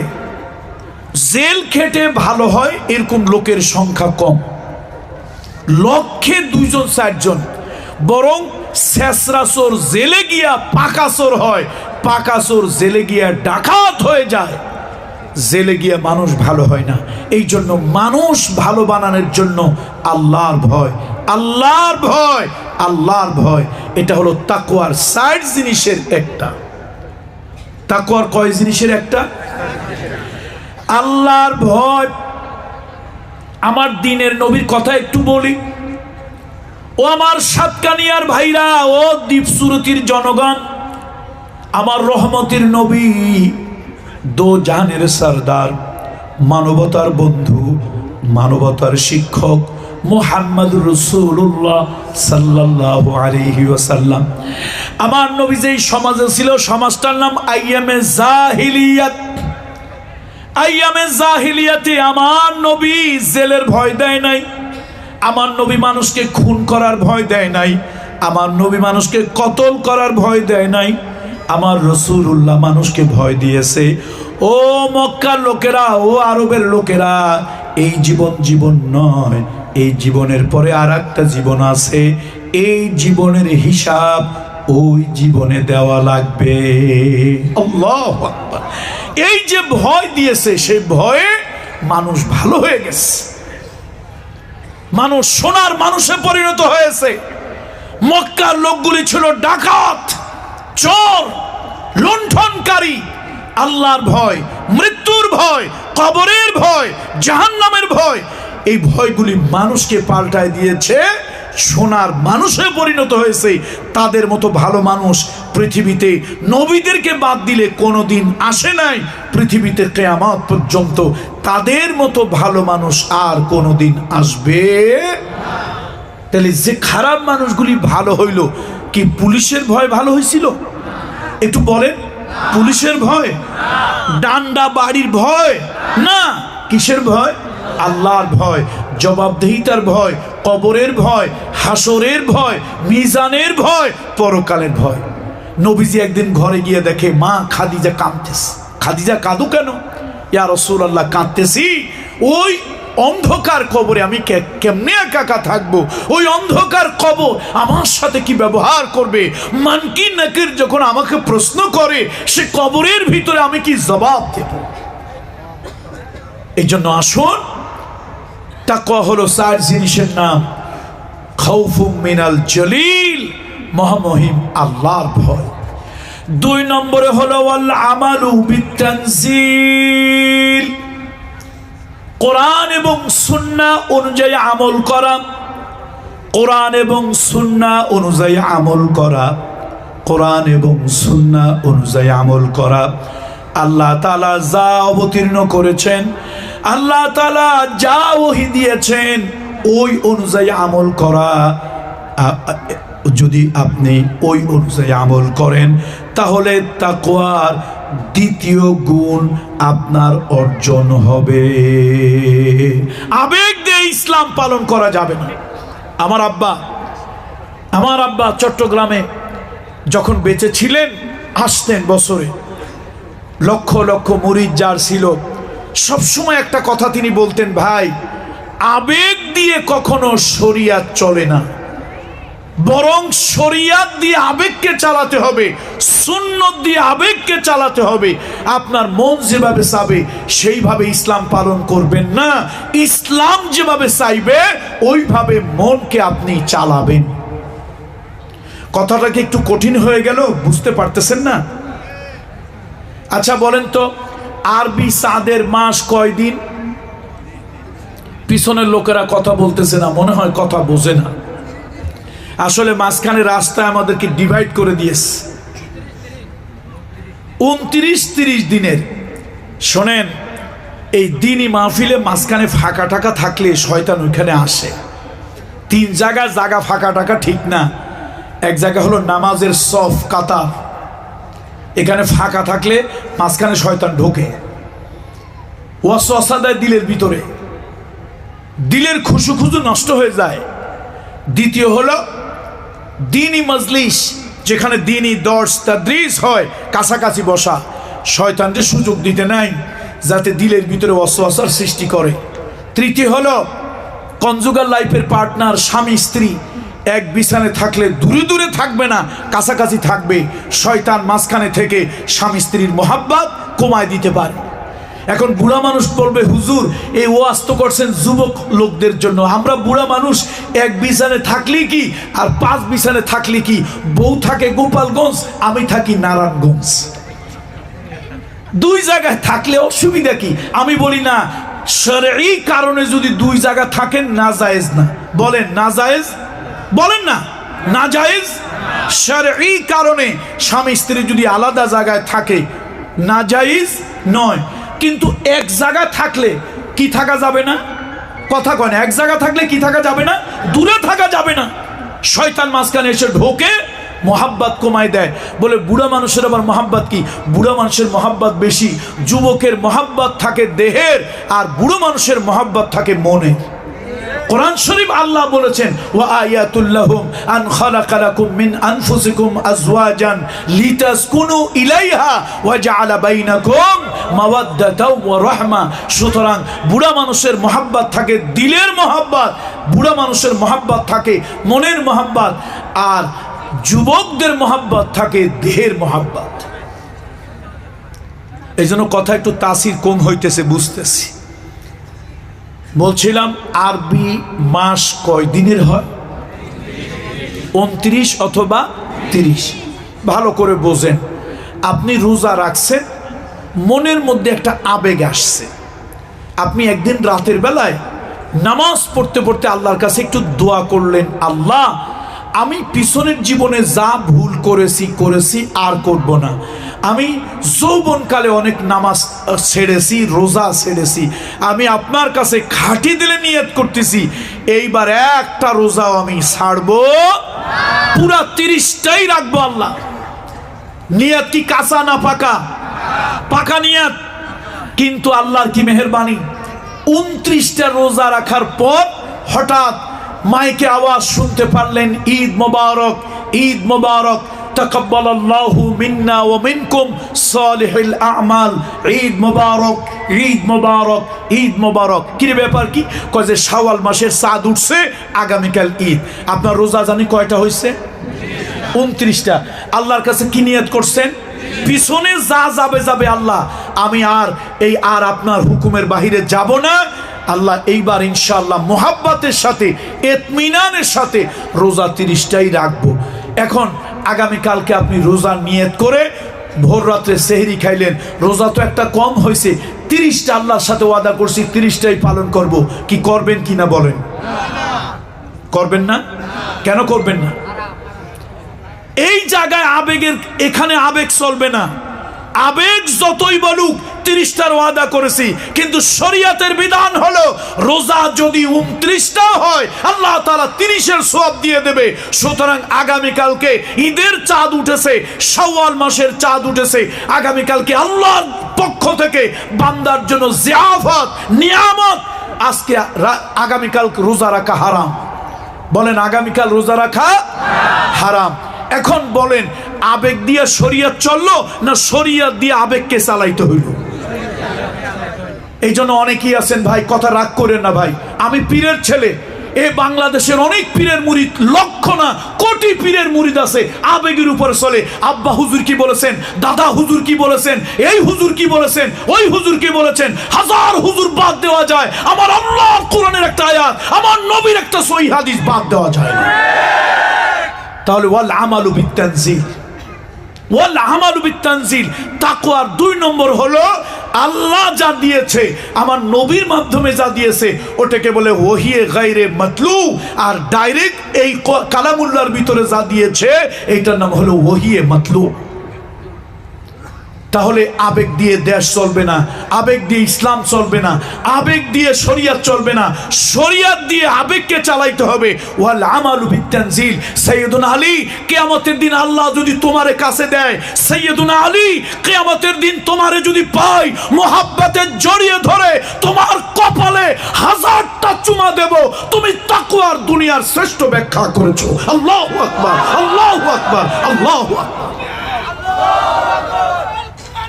বন্ধুরা আমার, বন্ধুরা আমার, তাহলে মুত্তাকি হতে হলে 2 নম্বর গুণ ওয়াল আমালু বিত্তানজিল, কোরআন এবং সুন্নাহর আলোকেই আমল হবে, তাহলে মুত্তাকি হওয়া যাবে। নিজের মন গড়া কোনো আমল করে মুত্তাকি হওয়া যাবে না। 3 নম্বরে হলো ওয়াল কিনাআতু বিল কালিল, লোভ কমাইতে হবে। আমি আমাকে নসিহত করি, আপনি আপনাকে নসিহত করেন, আমরা কেউ কারোর দোষ দেই না। আমার ভিতর লোভ বেশি, আপনার ভিতরে লোভ বেশি, লোভের কারণে পাপ বেশি। কাজী নজরুল না, রবীন্দ্রনাথ ঠাকুর তো একটা কবিতা বলছিল না, এ দুনিয়ায় হায় সেই বেশি চায়, আসে যার ভুরি ভুরি, রাজার হস্ত করে সমস্ত, কাঙ্গালের ধন চুরি। এই যে দেশের হাজার হাজার কোটি টাকা পাচার হয়েছে, এগুলো কি অভাবী চোর না স্বভাবী চোর? আগের দিনে চুরি করতো মানুষ, আগে যে চোর ছিল না তা আমি বলি না, চোর ছিল। ঘরে খাবার নাই, বাচ্চা কাচ্চাগুলি কান্দে, খালি কান্দে, শেষে বেচারায় চুরি করছে 10 সের ধান, 5 কেজি চাল, একটা শাড়ি, একটা লুঙ্গি, এগুলি চুরি করছে অভাবের কারণে। আর এখন এই যে হাজার হাজার কোটি টাকা সুইস ব্যাংকে পাচার করছে, বেগম পাড়ায় বাড়ি করছে, মানুষের বাড়ি লাগে 1টা 2টা 3টা, এক ডাকাত বাড়ি বানাইছে বিদেশে 365টা। এগুলো কি অভাবের চোর না স্বভাবের চোর? লোভের চোর। মাশাআল্লাহ, কে কইছে কথাটা? এর দামি একটা কথা কইছে, রে লোভের চোর। এই লোভের চোর, লোভ যাদের আছে তার মধ্যে কি ঢুকবে না? তাকওয়া ঢুকবে না। তাকওয়া অর্জন হবে না। আমার ব্যাখ্যা নয়, যে কামরুল ইসলাম সাইদ পীরজাদা পীর সাহেব ফরিদপুর মাদারীপুর তিনি বলেছেন আল্লাহু আকবার, আমার এই দুঃসাহস নাই, আমি এই ব্যাখ্যা করি নাই, করেছেন জগৎ বিখ্যাত আলিম আল্লাহর হাবিবের কলিজার টুকরা আহলে বাইত সৈয়দনা আলী রাদিয়াল্লাহু তাআলা আনহু বলেছেন যে তাকওয়া ৬০ জিনিসের নাম, ওয়াল কিনাআতু বিল কলিল, তোমার লোভ কমাও, তুমি মুত্তাকি হতে পারবে। বন্ধুরা আমার, এই দুনিয়ার ভিতরে যার লোভ বেশি তার পাপ বেশি, যার লোভ কম তার পাপ কম। লোভের কারণে ভাই ভাই সম্পর্ক ভালো নাই, লোভের কারণে স্বামী স্ত্রী সম্পর্ক ভালো নাই, লোভের কারণে চাচার সাথে সম্পর্ক ভালো নাই, লোভের কারণে মায়ের পেটের বোনের সাথে সম্পর্ক ভালো নাই, লোভের কারণে আপন ফুফুর সাথে সম্পর্ক ভালো নাই। লোভ ভাই বড় ধন রক্তের বাঁধনে যদিও ছিন্ন হয় ধন সম্পদের কারণে, ভাই বড় ধন রক্তের বাঁধনে যদিও দুশ্মন হয় ধন দৌলতের কারণে, চাচা আপনজন রক্তের বাঁধনে যদিও চাচায় শত্রু হয় মিরাসি সম্পদের কারণে, ফুফু বড় আপনজন, ফুফু বড় আপনজন রক্তের বাঁধনে ওই ফুফু দুশ্মন হয় মিরাসি সম্পদের ভাগ বাটোয়ারার কারণে। কত ঠিক কিনা বলুন? এই চাচা ভাই বোন এই সম্পর্কগুলো আল্লাহর আরশের সাথে ঝুলানো লটকানো থাকে। তাফসীর ইবনে কাসিরের ভিতরে এসেছে হাদিসের উদ্ধৃতি দিয়া, ইবনে কাসিরে এসেছে এই রেহেমের সম্পর্কগুলো আল্লাহর আরশের সাথে ঝুলানো থাকে। এই রেহেমের সম্পর্কগুলো যারা ছিন্ন করে তারা আল্লাহর সাথে সম্পর্ক ছিন্ন করলো। বলুন নাউযুবিল্লাহ। এগুলি কিসের কারণে হয় বলেন তো? লোভের কারণে। লোভের কারণে জায়গা জমি দখল করি, লোভের কারণে ক্ষমতা দখল করি, ক্ষমতার চেয়ারের জন্য অস্থির হয়ে যায়। ভাইরা আমার, দেখা যায় এই লোভ করে যেই সম্পদ বানাইলাম একদিন ওই সম্পদ আমার আর কোনো কাজে আসে না। এই দুনিয়ায় যত লোভ, ওই যে এসালম না, হাজার মানুষের হক নষ্ট করে ডাকাত টাকা মাইরা চলে গেছে। এই ডাকাইতের কপালে 1.5 ইঞ্চি নামাজের দাগ আছে। ডাকাইতের কপালে কি আছে? 1.5 ইঞ্চি নামাজের দাগ আছে কপালে। লাইসাল বিররু আন তুওয়াল্লু ওয়ুজুহাকুম কিবালাল মাশরিকি ওয়াল মাগরিব। পূর্ব পশ্চিমে সেজদা দিলেই বিরাট বড় একটা কিছু হয় না।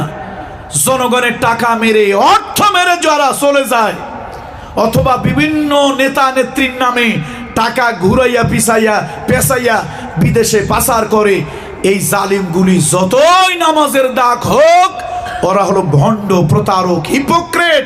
কত ঠিক কিনা বলুন? কয় জিনিসের নাম তাকওয়া? 4 জিনিসের নাম। ওয়াল কিনাআতু বিল কলিল, তোমার লোভ কমাও, লোভ কমাও। কত লাগে তোমার? তোমার 1000 বিঘা জমিও যদি হয়, লক্ষ বিঘা জমির মালিক যদি তুমি হও, তুমি যখন মারা যাবে তোমাকে মাত্র 3.5 হাত মাটিতে দাফন দেওয়া হবে। তুমি যে অন্যের জায়গা জবরদখল করলাম, অন্যের সম্পদ জবরদখল করলাম, তুমি যেদিন মারা যাবে তুমি জানো না কোন জায়গায় তোমার মৃত্যু হবে, কোন জমিনে তুমি মারা যাবে তুমি জানো না। বিআইয়ি আরদিন তামুত। আল্লাহু আকবার। এই কালামুল্লাহ শরীফের ভিতরে সূরা লুকমান 31 নম্বর সূরা। কয় নম্বর সূরা? সূরা লুকমান 31 নম্বর সূরা।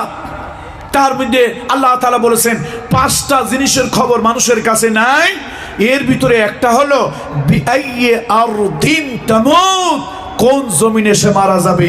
আমি 1000 মানুষের হক নষ্ট করে বাড়ি করলাম, গাড়ি করলাম, সম্পদ করলাম, আমি যে মারা যাব আমার জমিনে আমার কবর হবে নাকি সরকারি জমিনে কবর হবে, দেশে হবে না বিদেশে হবে তা আমি নিজেও জানি না। এই জন্য মুত্তাকি হতে হলে লোভটাকে কমাতে হবে। সবাই বলুন, মুত্তাকি হতে হলে কি করতে হবে? বলুন, মুত্তাকি হতে হলে কি করতে হবে? তাহলে যার লোভ বেশি তার পাপ বেশি, যার পাপ বেশি তিনি কি হতে পারবেন না? মুত্তাকি হতে পারবেন না। এই ব্যাখ্যা কি আমি করেছি? আমি করিনি, সৈয়দনা আলী রাদিয়াল্লাহু তাআলা করেছে। এবার আসেন 4 নম্বরে, ওয়াল ইস্তি'দাদু লিয়াউমির রাহিল। এই দুনিয়া চিরদিন থাকার জায়গা নয়, এই দুনিয়া হলো দুদিনের মুসাফির খানা। ইহা হাম সব মুসাফির হ্যায়, ইহা হাম সব মুসাফির হ্যায়, ওহি আখির ঠিকানা। कोई आगे रवाना है, कोई पीछे रवाना। चलो मुसाफिर बादुगा ठोड़ी, जाना है बहु दूर। आज भी जाना, कल भी जाना, जाना एक दिन पड़ेगा। এই দুনিয়ায় চিরদিন কেউ থাকে না। চিরদিন যদি কেউ পৃথিবীতে থাকতো, একজন থাকতে পারতেন, তিনি হলেন দয়ার নবী, মায়ার নবী, রহমতের নবী, হাবিবে কিবরিয়া মুহাম্মাদুর রাসূলুল্লাহ। মুহাম্মাদুর রাসূলুল্লাহ, মুহাম্মাদুর রাসূলুল্লাহ সাল্লাল্লাহু আলাইহি ওয়াসাল্লাম। আমার রহমতের নবী চিরদিন দুনিয়ায় থাকেন নাই, তিনিও যাবার জন্য প্রস্তুত ছিলেন, তিনিও যাবার জন্য প্রস্তুত ছিলেন। আল্লাহর পক্ষ থেকে ডাক যখন এসেছে, ওই ডাকে তিনি সাড়া দিয়েছেন। হযরত আবু বকর সিদ্দিক রাদিয়াল্লাহু তাআলা আনহু যাবার জন্য প্রস্তুত ছিলেন, তিনিও ডাক এসেছেন, চলে গেছেন। হযরত ওমর রাদিয়াল্লাহু তাআলা আনহু তিনিও যাবার জন্য প্রস্তুত ছিলেন, এই পৃথিবী ছেড়ে তিনিও চলে গেছেন। দুনিয়ায় চিরস্থায়ী বন্দোবস্ত নিয়ে কেউ আসে নাই, এই দুনিয়া ছেড়ে চলে যেতে হবে। তাকওয়ার 4 নম্বর গুণ হলো যে সব সময় পরকালের জন্য প্রস্তুত থাকে, আখিরাতের জন্য প্রস্তুত থাকে, মৃত্যুর জন্য প্রস্তুত থাকে, কবরের জন্য যে প্রস্তুত থাকে, ওই লোকটা হলো একজন মুত্তাকি। আল্লাহু আকবার। কার লাগিয়া কান্দরে মন, কার লাগিয়া বান্ধব, আপন তোমার কেউ হবে না, আপনজন একজন, যিনি মুহাম্মাদুর রাসূলুল্লাহ। তিনিও কিন্তু দুনিয়া ছেড়ে চলে গেছেন। এই দুনিয়া হলো দুদিনের ঠিকানা। ইহা হাম সব মুসাফির হ্যায়, ওহি আখির ঠিকানা। कोई आगे रवाना है, कोई पीछे रवाना। আল্লাহু আকবার। এই দুনিয়া ছেড়ে যেতেই হবে। ওয়াল ইস্তিদাদ, ইস্তিদাদ হলো প্রিপারেশন। বলেন তো ইস্তিদাদ মানে কি? প্রিপারেশন। প্রত্যেক মুহূর্ত প্রস্তুত থাকা, নিজেকে প্রিপেয়ার্ড রাখা। অর্থাৎ যখনই আমাকে ডাক আসবে চলে যেতে হবে। আল্লাহ, একটা গল্প বলি, এটা কোরআন হাদিসের কথা নয়, একটা গল্পের কথা। 7 মুলুকের একজন বাদশাহ ছিল, তার নাম ছিল শাহ সিকান্দার। 7 মুলুকের বাদশাহ নাম কি? শাহ সিকান্দার। সেই বাদশাহ কদিন ধরে মনটা খারাপ, মানে তার মৃত্যুর আগে মনটা কদিন ধরে খারাপ। লোকেরা জিজ্ঞেস করে, হুজুর আপনার মনটা খারাপ কেন? কয় যে কেন যে খারাপ, কি বলি তোমাদেরকে? আচ্ছা শোনো, আমি মারা যাওয়ার পর তোমরা আমারে গোসল দিবা, গোসল দিয়ে কাফনের কাপড় পরাবা, তবে হাত দুটা কাফনের মধ্যে রাখবা না, কাফনের বাহিরে রাখবা, এবং আমার গোসল হওয়ার পরে, কাফন পরানোর পরে আমার রাজধানী দিয়ে আমার লাশটাকে একটু ঘুরাবা, এরপরে আমাকে তোমরা কবর খুঁড়ে দাফন করবা। এখন রাজা বাদশাদের মুখে মুখে কথা বললে যদি চাকরি চলে যায়, কি রাজা বাদশাদের মুখে মুখে কথা বলা যায়? যদি চাকরি চলে যায়, এই ভয়ে কেউ আর কিছু জিজ্ঞেস করলো না। কয়েকদিন পরে শাহ সেকান্দার মারা গেল। ইন্না লিল্লাহি ওয়া ইন্না ইলাইহি রাজিউন। এখন তারে গোসল দিতে গিয়ে মনে পড়ছে সর্বনাশ, সে যে একটা ওসিয়াত করছে, এখন কি করি। মানুষ কিন্তু আলেমদের কাছে যায়, দায় ঠেকে যায়। শেষে সবাই মিলে আলেমদের কাছে ফতোয়া নেওয়ার জন্য গেছে, হুজুর আপনারা একটু ফতোয়া দেন তো। এখন হুজুররা কয় যে আমরাও তো বুঝতেছি না, হাত কাফনের কাপড়ের বাহিরে রাখলে লাভ কি, সওয়াব কি, উপকার কি, আমরাও তো বুঝি না। আচ্ছা যাক, মাইয়াতের ওসিয়াত যদি শরীয়তের খিলাফ না হয় তাহলে সেটা পালন করা যায়, আর মাইয়াতের ওসিয়াত যদি শরীয়তের পরিপন্থী হয়, খিলাফ হয়, সেটা পালন করা যাবে না। তো সুতরাং যেহেতু সে ওসিয়াত করছে, যাক শরীয়তের খেলাফ না, কি লাভ হবে তা জানি না, যাও তোমরা তার একটু কাফন পড়াইয়া হাত দুইটা বাহিরে রাখিয়া একটু শহর দিয়ে ঘুরাও, এরপরে তাকে মাটি খুঁড়ে কবর খুঁড়ে দাফন করো। এখন শাহ সেকান্দারকে গোসল দেওয়া হলো, গোসল দিয়ে কাফন পড়ানো হলো। হাত কোথায় বলেন না সবাই, হাত কোথায়? হাত বাহিরে, কাফনের বাহিরে। এখন খাটিয়ার মধ্যে শোয়াইয়া শহর দিয়ে ঘুরায়, লোকেরা দেখে, যুবক ছেলেপেলেরা দেখে ঠাট্টা করে, হাসাহাসি করে। দেখো মানুষ মারা গেল অভ্যাস পাল্টায় না। এই লোকটা কত হীরা মণিমুক্তা, কত ডায়মন্ড, কত গোল্ড এই হাত দিয়ে নিছে, মরার পরও চরিত্র পাল্টায় নাই, এখনো হাত টান টান করে আছে। কার কাছে কি পাওনা আছে দেও। লোকরা হাসতেছে। একজন চিন্তুক, একজন ব্যক্তি ভাবুক, সে চিন্তা করে, ভাবনা করে, একজন বুজুর্গ, একজন আল্লাহওয়ালা মানুষ এই দৃশ্যটা দেখে সে অঝোর নয়নে কাঁদতেছে, ফোফায় ফোফায় কাঁদতেছে। লোকেরা তার কাছে গিয়ে বলল, আচ্ছা শাহ সেকান্দার বাদশাকে দেখে সবাই হাসাহাসি করে, এই আপনি শুধু একটু কাঁদলেন, কারণটা কি? তিনি বললেন, শোনো, আমি এই জন্য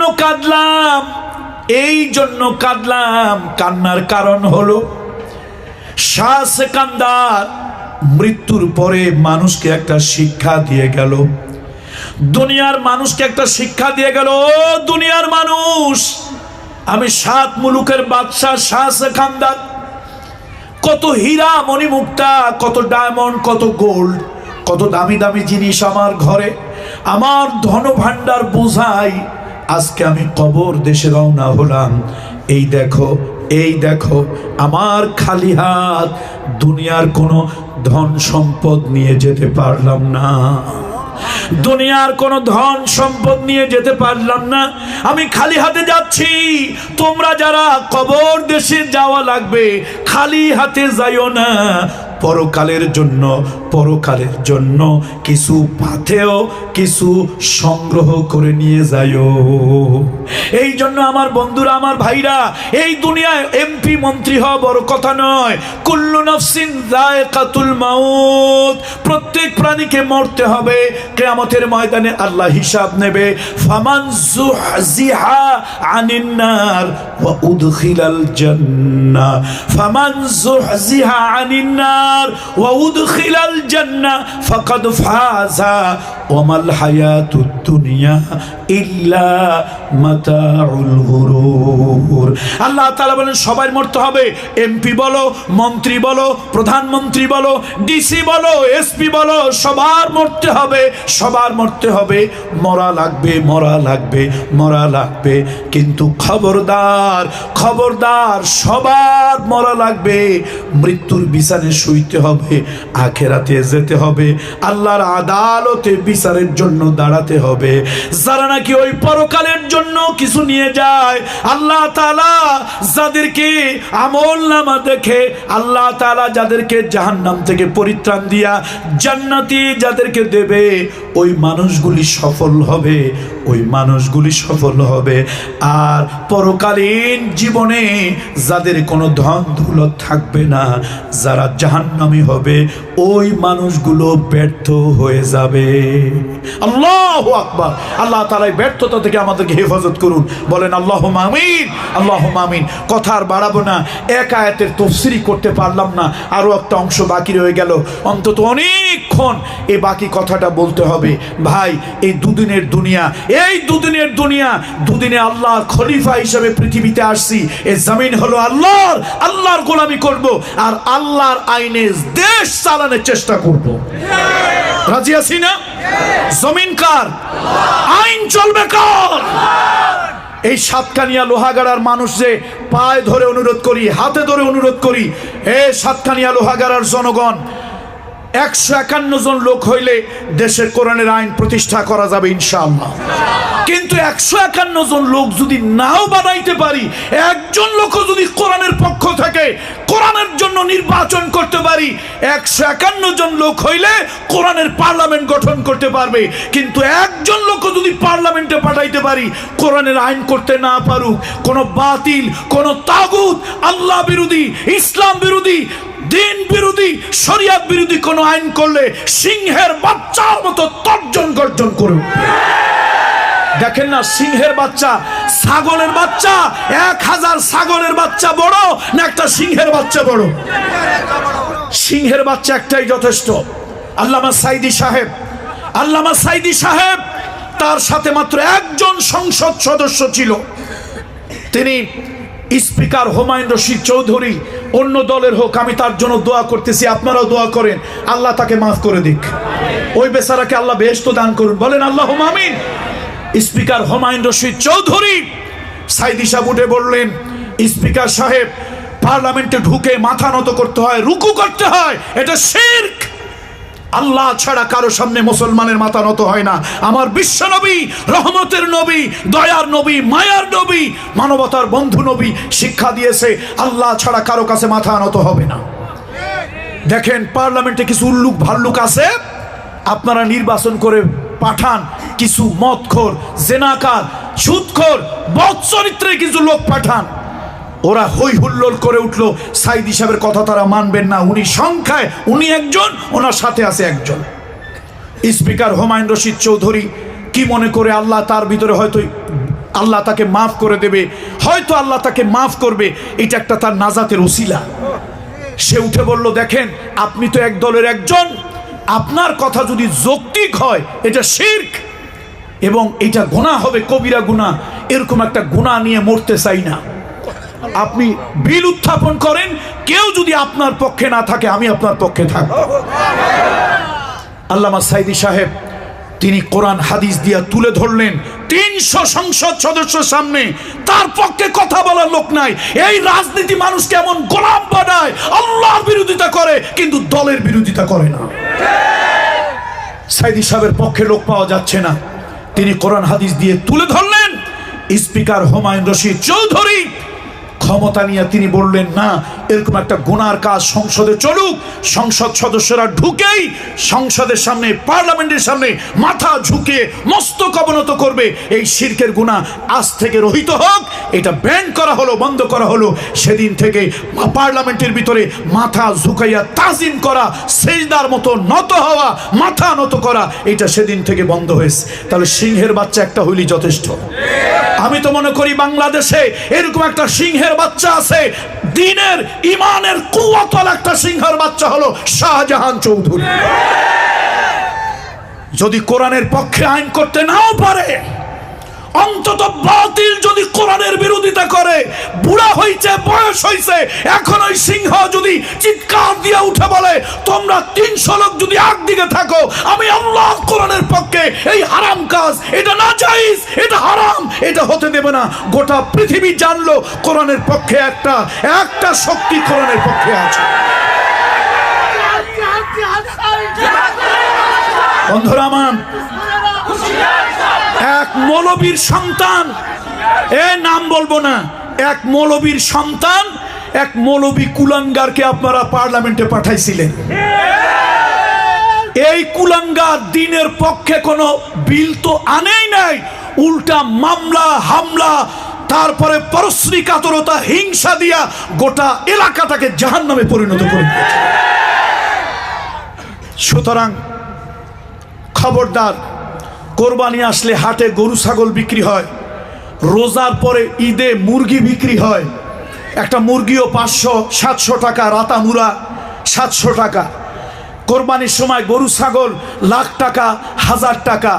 ভোট আসলে কিছু লোক এক প্যাকেট বিড়ি, 2টা চা, 2টা বেলা বিস্কিট 500 টাকায় অনেক লোক বিক্রি হয়ে যায়। আপনারা কি ছাগল গরুর থেকে কম মূল্যে বিক্রি হবেন? হবেন না। জান্নাতের বিনিময়ে বিক্রি হব। আল্লাহর কাছে বলতে পারবো, আল্লাহ সত্যের পক্ষে ভূমিকা নিতে পারে, কোরআনের পক্ষে কথা বলতে পারে, এরকম একটা সিংহ শাবকের পক্ষে ছিলাম।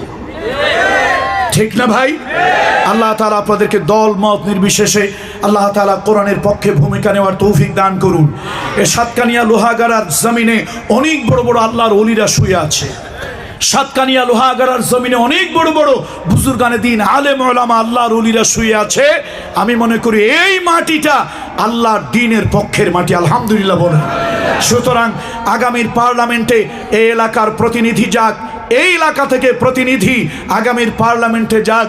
আমরা কামনা করি সারা বাংলাদেশ থেকে এরকম যদি পাঠানো যায়, 152 জন যদি পাঠানো যায়, আশা করি আমরা কোরআনের পার্লামেন্ট করতে পারবো।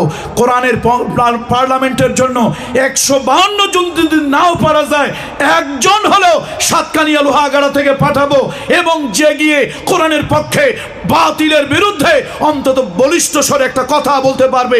সাইদি সাহেব বলেছিল, এখনো গুগলে সার্চ দেন, এখন সার্চ দেন, গুগলের ভিতরে মদের বিরুদ্ধে তিনি বিল এনেছিলেন, বিভিন্ন বিল এনেছিলেন, কিন্তু তার সংখ্যার কারণে পারেন নাই। কিন্তু সিংহের বাচ্চা চিৎকার করেছে, গর্জন দিয়েছে।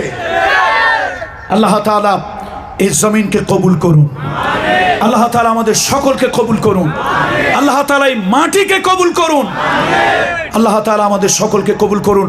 মাদ্রাসা, আপনাদের মাদ্রাসাটা দেখলাম, আপনাদের মন দেখলাম, আলহামদুলিল্লাহ। নদী ভাঙা মাদ্রাসা আপনারা কয়দিনের মধ্যে কি সুন্দর করে ফেলেছেন, আপনাদের দিল দেখেছি। আল মারউ মাআ মান আহাব্বা, আল মারউ মাআ মান আহাব্বা।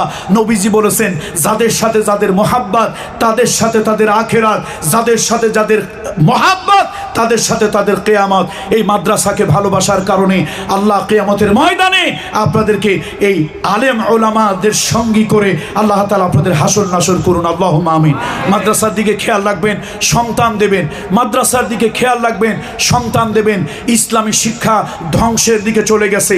লোকেরা বলে, হাসি তামাশা করে লোকেরা বলে, সমাজ নষ্ট করছে পরিমণি আর শিক্ষা ধ্বংস করছে নুরুল ইসলাম নাহিদ ও দীপুমণি। সমাজ নষ্ট করছে কে? দেখেন, মামুনুল হক দ্বিতীয় বৌনিয়া, সে রিসোর্টে গেছে, দ্বিতীয় নেক, তৃতীয় নেক, চতুর্থ নেক, 4 পর্যন্ত তো জায়েজ নাকি? চতুর্থ বৌনিয়া যায়, মামুনুল হক রিসোর্টে যায়। এই জাতি কত বড় বেয়াদব, তার কাছে সার্টিফিকেট চায়। আর পরিমণির বিয়ে হয়েছে পরে, বাচ্চা পেটে ঢুকাইছে আগে। এই সমাজ একদিনও জিজ্ঞেস করে না, এ মহিলা তোর বিয়ে হইল পরে, তোর পেটে বাচ্চা ঢুকলো কেমনে আগে? হারাম তৈরি করে সমাজটাকে নষ্ট করার জন্য এরকম কিছু বেহায়ারা আছে যারা সমাজ নষ্ট করে। আর শিক্ষাটাকে নষ্ট করেছে নুরুল ইসলাম নাহিদ। কয় ঘুষ খাবেন, তবে সহনীয় পর্যায়ে খাবেন। এরপরে দীপুমণি,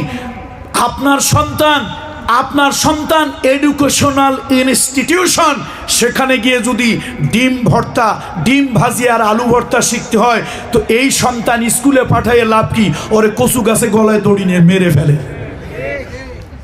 বন্ধুরা আমার, এই জন্য আসুন, মাদ্রাসা শিক্ষা ব্যবস্থা আলহামদুলিল্লাহ আপনাদের এই মাদ্রাসাটা আমি আমাদের আজকের যিনি সুপার মহোদয় আব্দুস সালাম আজাদি সাহেব হাফিজাহুল্লাহ, ওস্তাদ, আল্লাহু আকবার, নিরহংকারী একজন মানুষ। আমরা ওনার ছাত্রের মতো উনি যেইভাবে মানে আন্তরিকতা নিয়ে, মোহাব্বত নিয়ে নিজে ঘুরিয়ে ঘুরিয়ে সব কিছু দেখালেন, আমার মনটা ভরে গেছে। এত বড় বিশাল একটা মাদ্রাসা নদীতে ভেঙে গেল, বিলীন হয়ে গেল। এলাকার মানুষের কি মোহাব্বত, আল্লাহু আকবার, কি দিলের দরদ। যে মানুষ, আমাকে একজন বলতেছে, হুজুর অনেকের ঘরও এখন পর্যন্ত হয় নাই, কিন্তু মাদ্রাসার ব্যাপারে তাদের দিল, নিজের ঘর হয় নাই এটা নিয়ে পেরেশানি নয়, মাদ্রাসাটা যেন আগে হয়। আল্লাহু আকবার, আল্লাহু আকবার। এই যে আপনাদের দিলের ভালোবাসা, হতে পারে এটাও আপনাদের নাজাতের একটা ওসিলা হয়ে যেতে পারে ইনশাআল্লাহ। সুতরাং প্রতিষ্ঠানকে ভালোবাসবেন, প্রতিষ্ঠানকে ভালোবাসবেন। বেশি মহিলা উপস্থিতি এখন মহিলাদের উদ্দেশ্যে আমাদের সুপার মহোদয় আমাদের আজাদি সাহেব হাফেজাহুল্লাহ মহিলাদের উদ্দেশ্যে বলতে বলেছে, আসলে আমার সময় এমনি ওভার হয়ে গেছে, আজকে এই দাওয়াতটা আমি নিতাম না। আমার মূল মাহফিল বাঁশখালীতে। আমারই মামাতো ভাই, আমার মামার ছেলে, যিনি একজন বড় একজন হজ কাফেলার মালিক, এজেন্সির মালিক, বিসমিল্লাহ ট্রাভেলস ট্যুরসের মালিক, আমার ভাই আনোয়ার ভাই, তো উনি আমাকে বলেছেন, ওনার আব্বা ছিলেন একজন বুজুর্গ মানুষ, আল্লাহওয়ালা মানুষ। উনি চিটগাং ওনার হজ উমরার আছে, অনেকেই তো হজ উমরার নামে ধোকা দেয়, নানান ধরনের কাজ কারবার করে। আলহামদুলিল্লাহ দীর্ঘ বছর ধরে মানুষের খিদমত করে আসছেন বাইতুল্লাহর মেহমানদের। তো আমার এই ভাই বুজুর্গের ছেলে, ওনার আব্বা নিঃসন্দেহে একজন আল্লাহর ওলি ছিল। আমার জীবনে যতগুলি মানুষের দোয়া আমার জীবনে লাগছে, দোয়া লাগলে বোঝা যায় না যে এই লোকটার দোয়া লাগছে। আমার অন্তরের বিশ্বাস, ইতমিনানে কলব, যতগুলি লোকের দোয়া আমার জীবনে লাগছে তার মধ্যে ওনার আব্বা একজন। আমার এই মামা আমাকে এরকম দোয়া দিয়েছে, অন্তর খুলে আমার জন্য দোয়া দিয়েছে। আমার কাছে মনে হয়েছে দিলের মধ্যে যেই দোয়া আল্লাহ তাআলা আমার জেহেনের ভিতরে, কলবের ভিতরে, আমার শরীরের মধ্যে ঢুকায় দিয়েছে, আলহামদুলিল্লাহ। তো উনি আমাকে বললে তো আমি না করতে পারি না। মূলত আমার মাহফিল বাঁশখালীতে, আর প্রতিদিন প্রোগ্রাম, এলাকায় কিছু নির্বাচনী গণসংযোগ, শান্তি শৃঙ্খলার জন্য নানান ধরনের সেমিনার, সিম্পোজিয়ামে কথা বলতে হয়। তো ওস্তাদ যেহেতু বলেছেন, আমি মা বোনদের উদ্দেশ্যে 4খানা কথা বলে বিদায় নেই।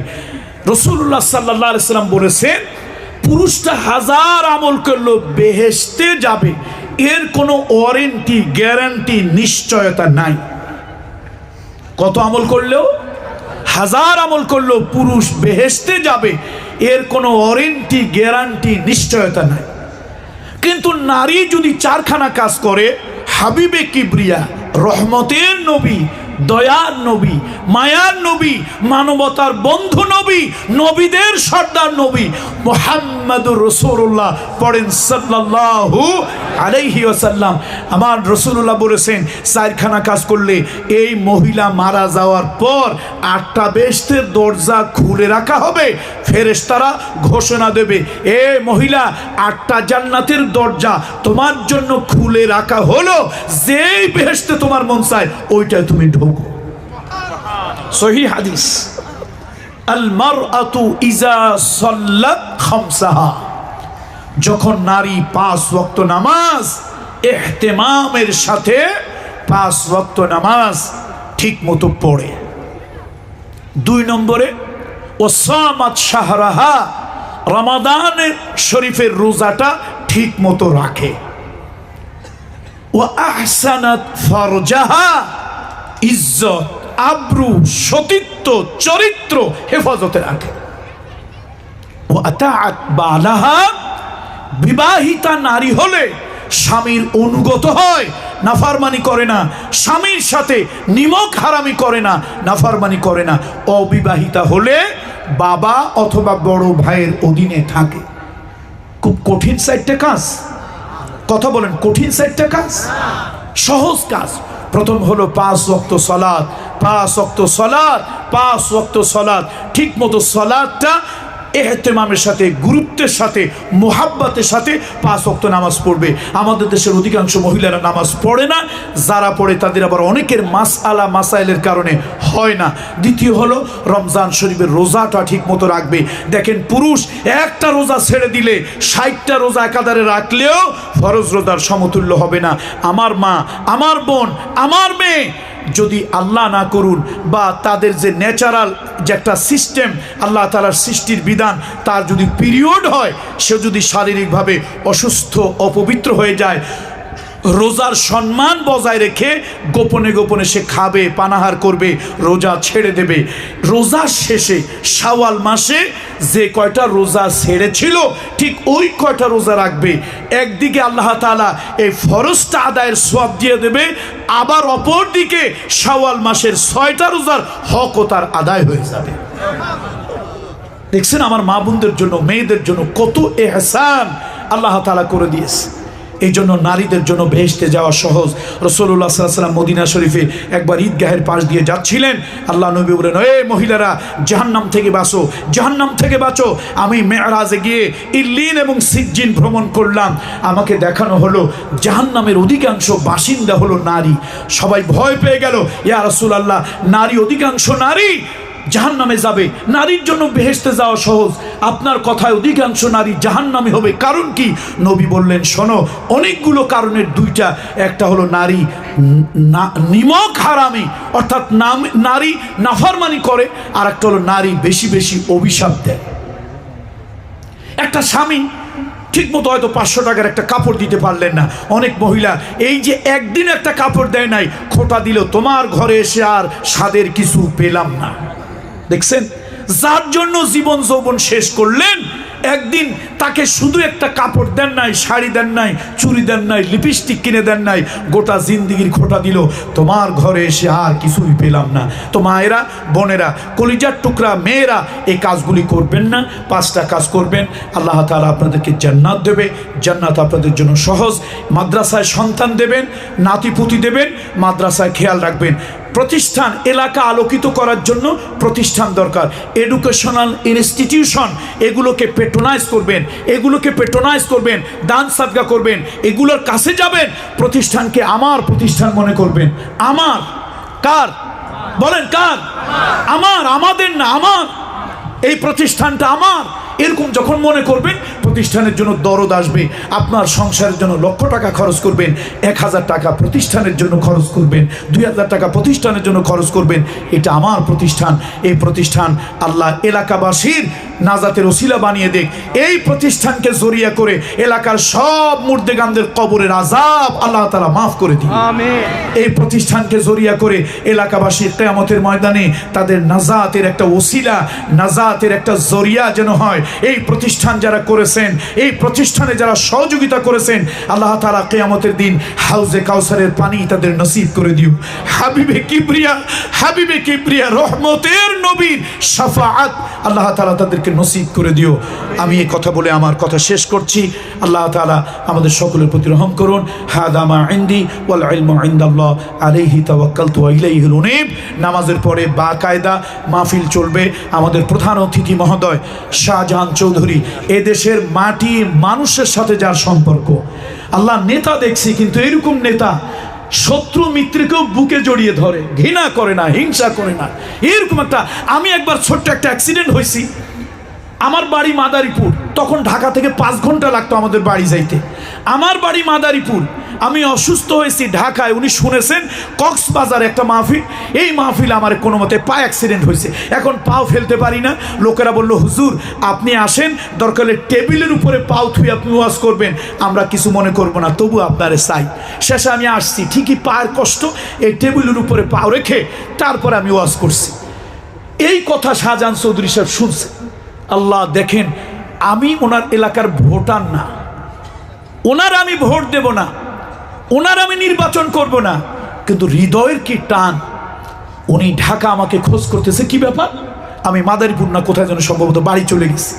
বলে, শাহজাহান চৌধুরী আমরা খুঁজতেছে, ভাই আপনাকে আমি দেখতে আসছি। আল্লাহু আকবার, আমার কলজাটা ভরে গেল। কেমন নেতা! শুনছি যে অ্যাক্সিডেন্ট। আমি যখন প্রথম ঢাকা ইউনিভার্সিটিতে পড়ি, তখন উনি আমাকে একটা প্রস্তাব দিলেন, আনসারি ভাই আপনি একজন পীরের আওলাদ, আপনার কথা আমার ভালো লাগে, তো আমি একটু জায়গা দেই, আপনি আমার এলাকায় একটা খানকা তৈরি করেন, আপনি মানুষকে দ্বীনের তালিম, জিকিরের তালিম দেন। আমার কলিজাটা ভরে গেল ওনার কথা শুনে, যে আমি একটু জায়গা আপনাকে দেই, আপনি একটা খানকা তৈরি করেন। এই যে মানুষের ব্যবহার ভাই, এগুলি হৃদয় লাগে। ব্যবহার, ভালো ব্যবহারও হৃদয় লাগে, খারাপ ব্যবহারও হৃদয় লাগে।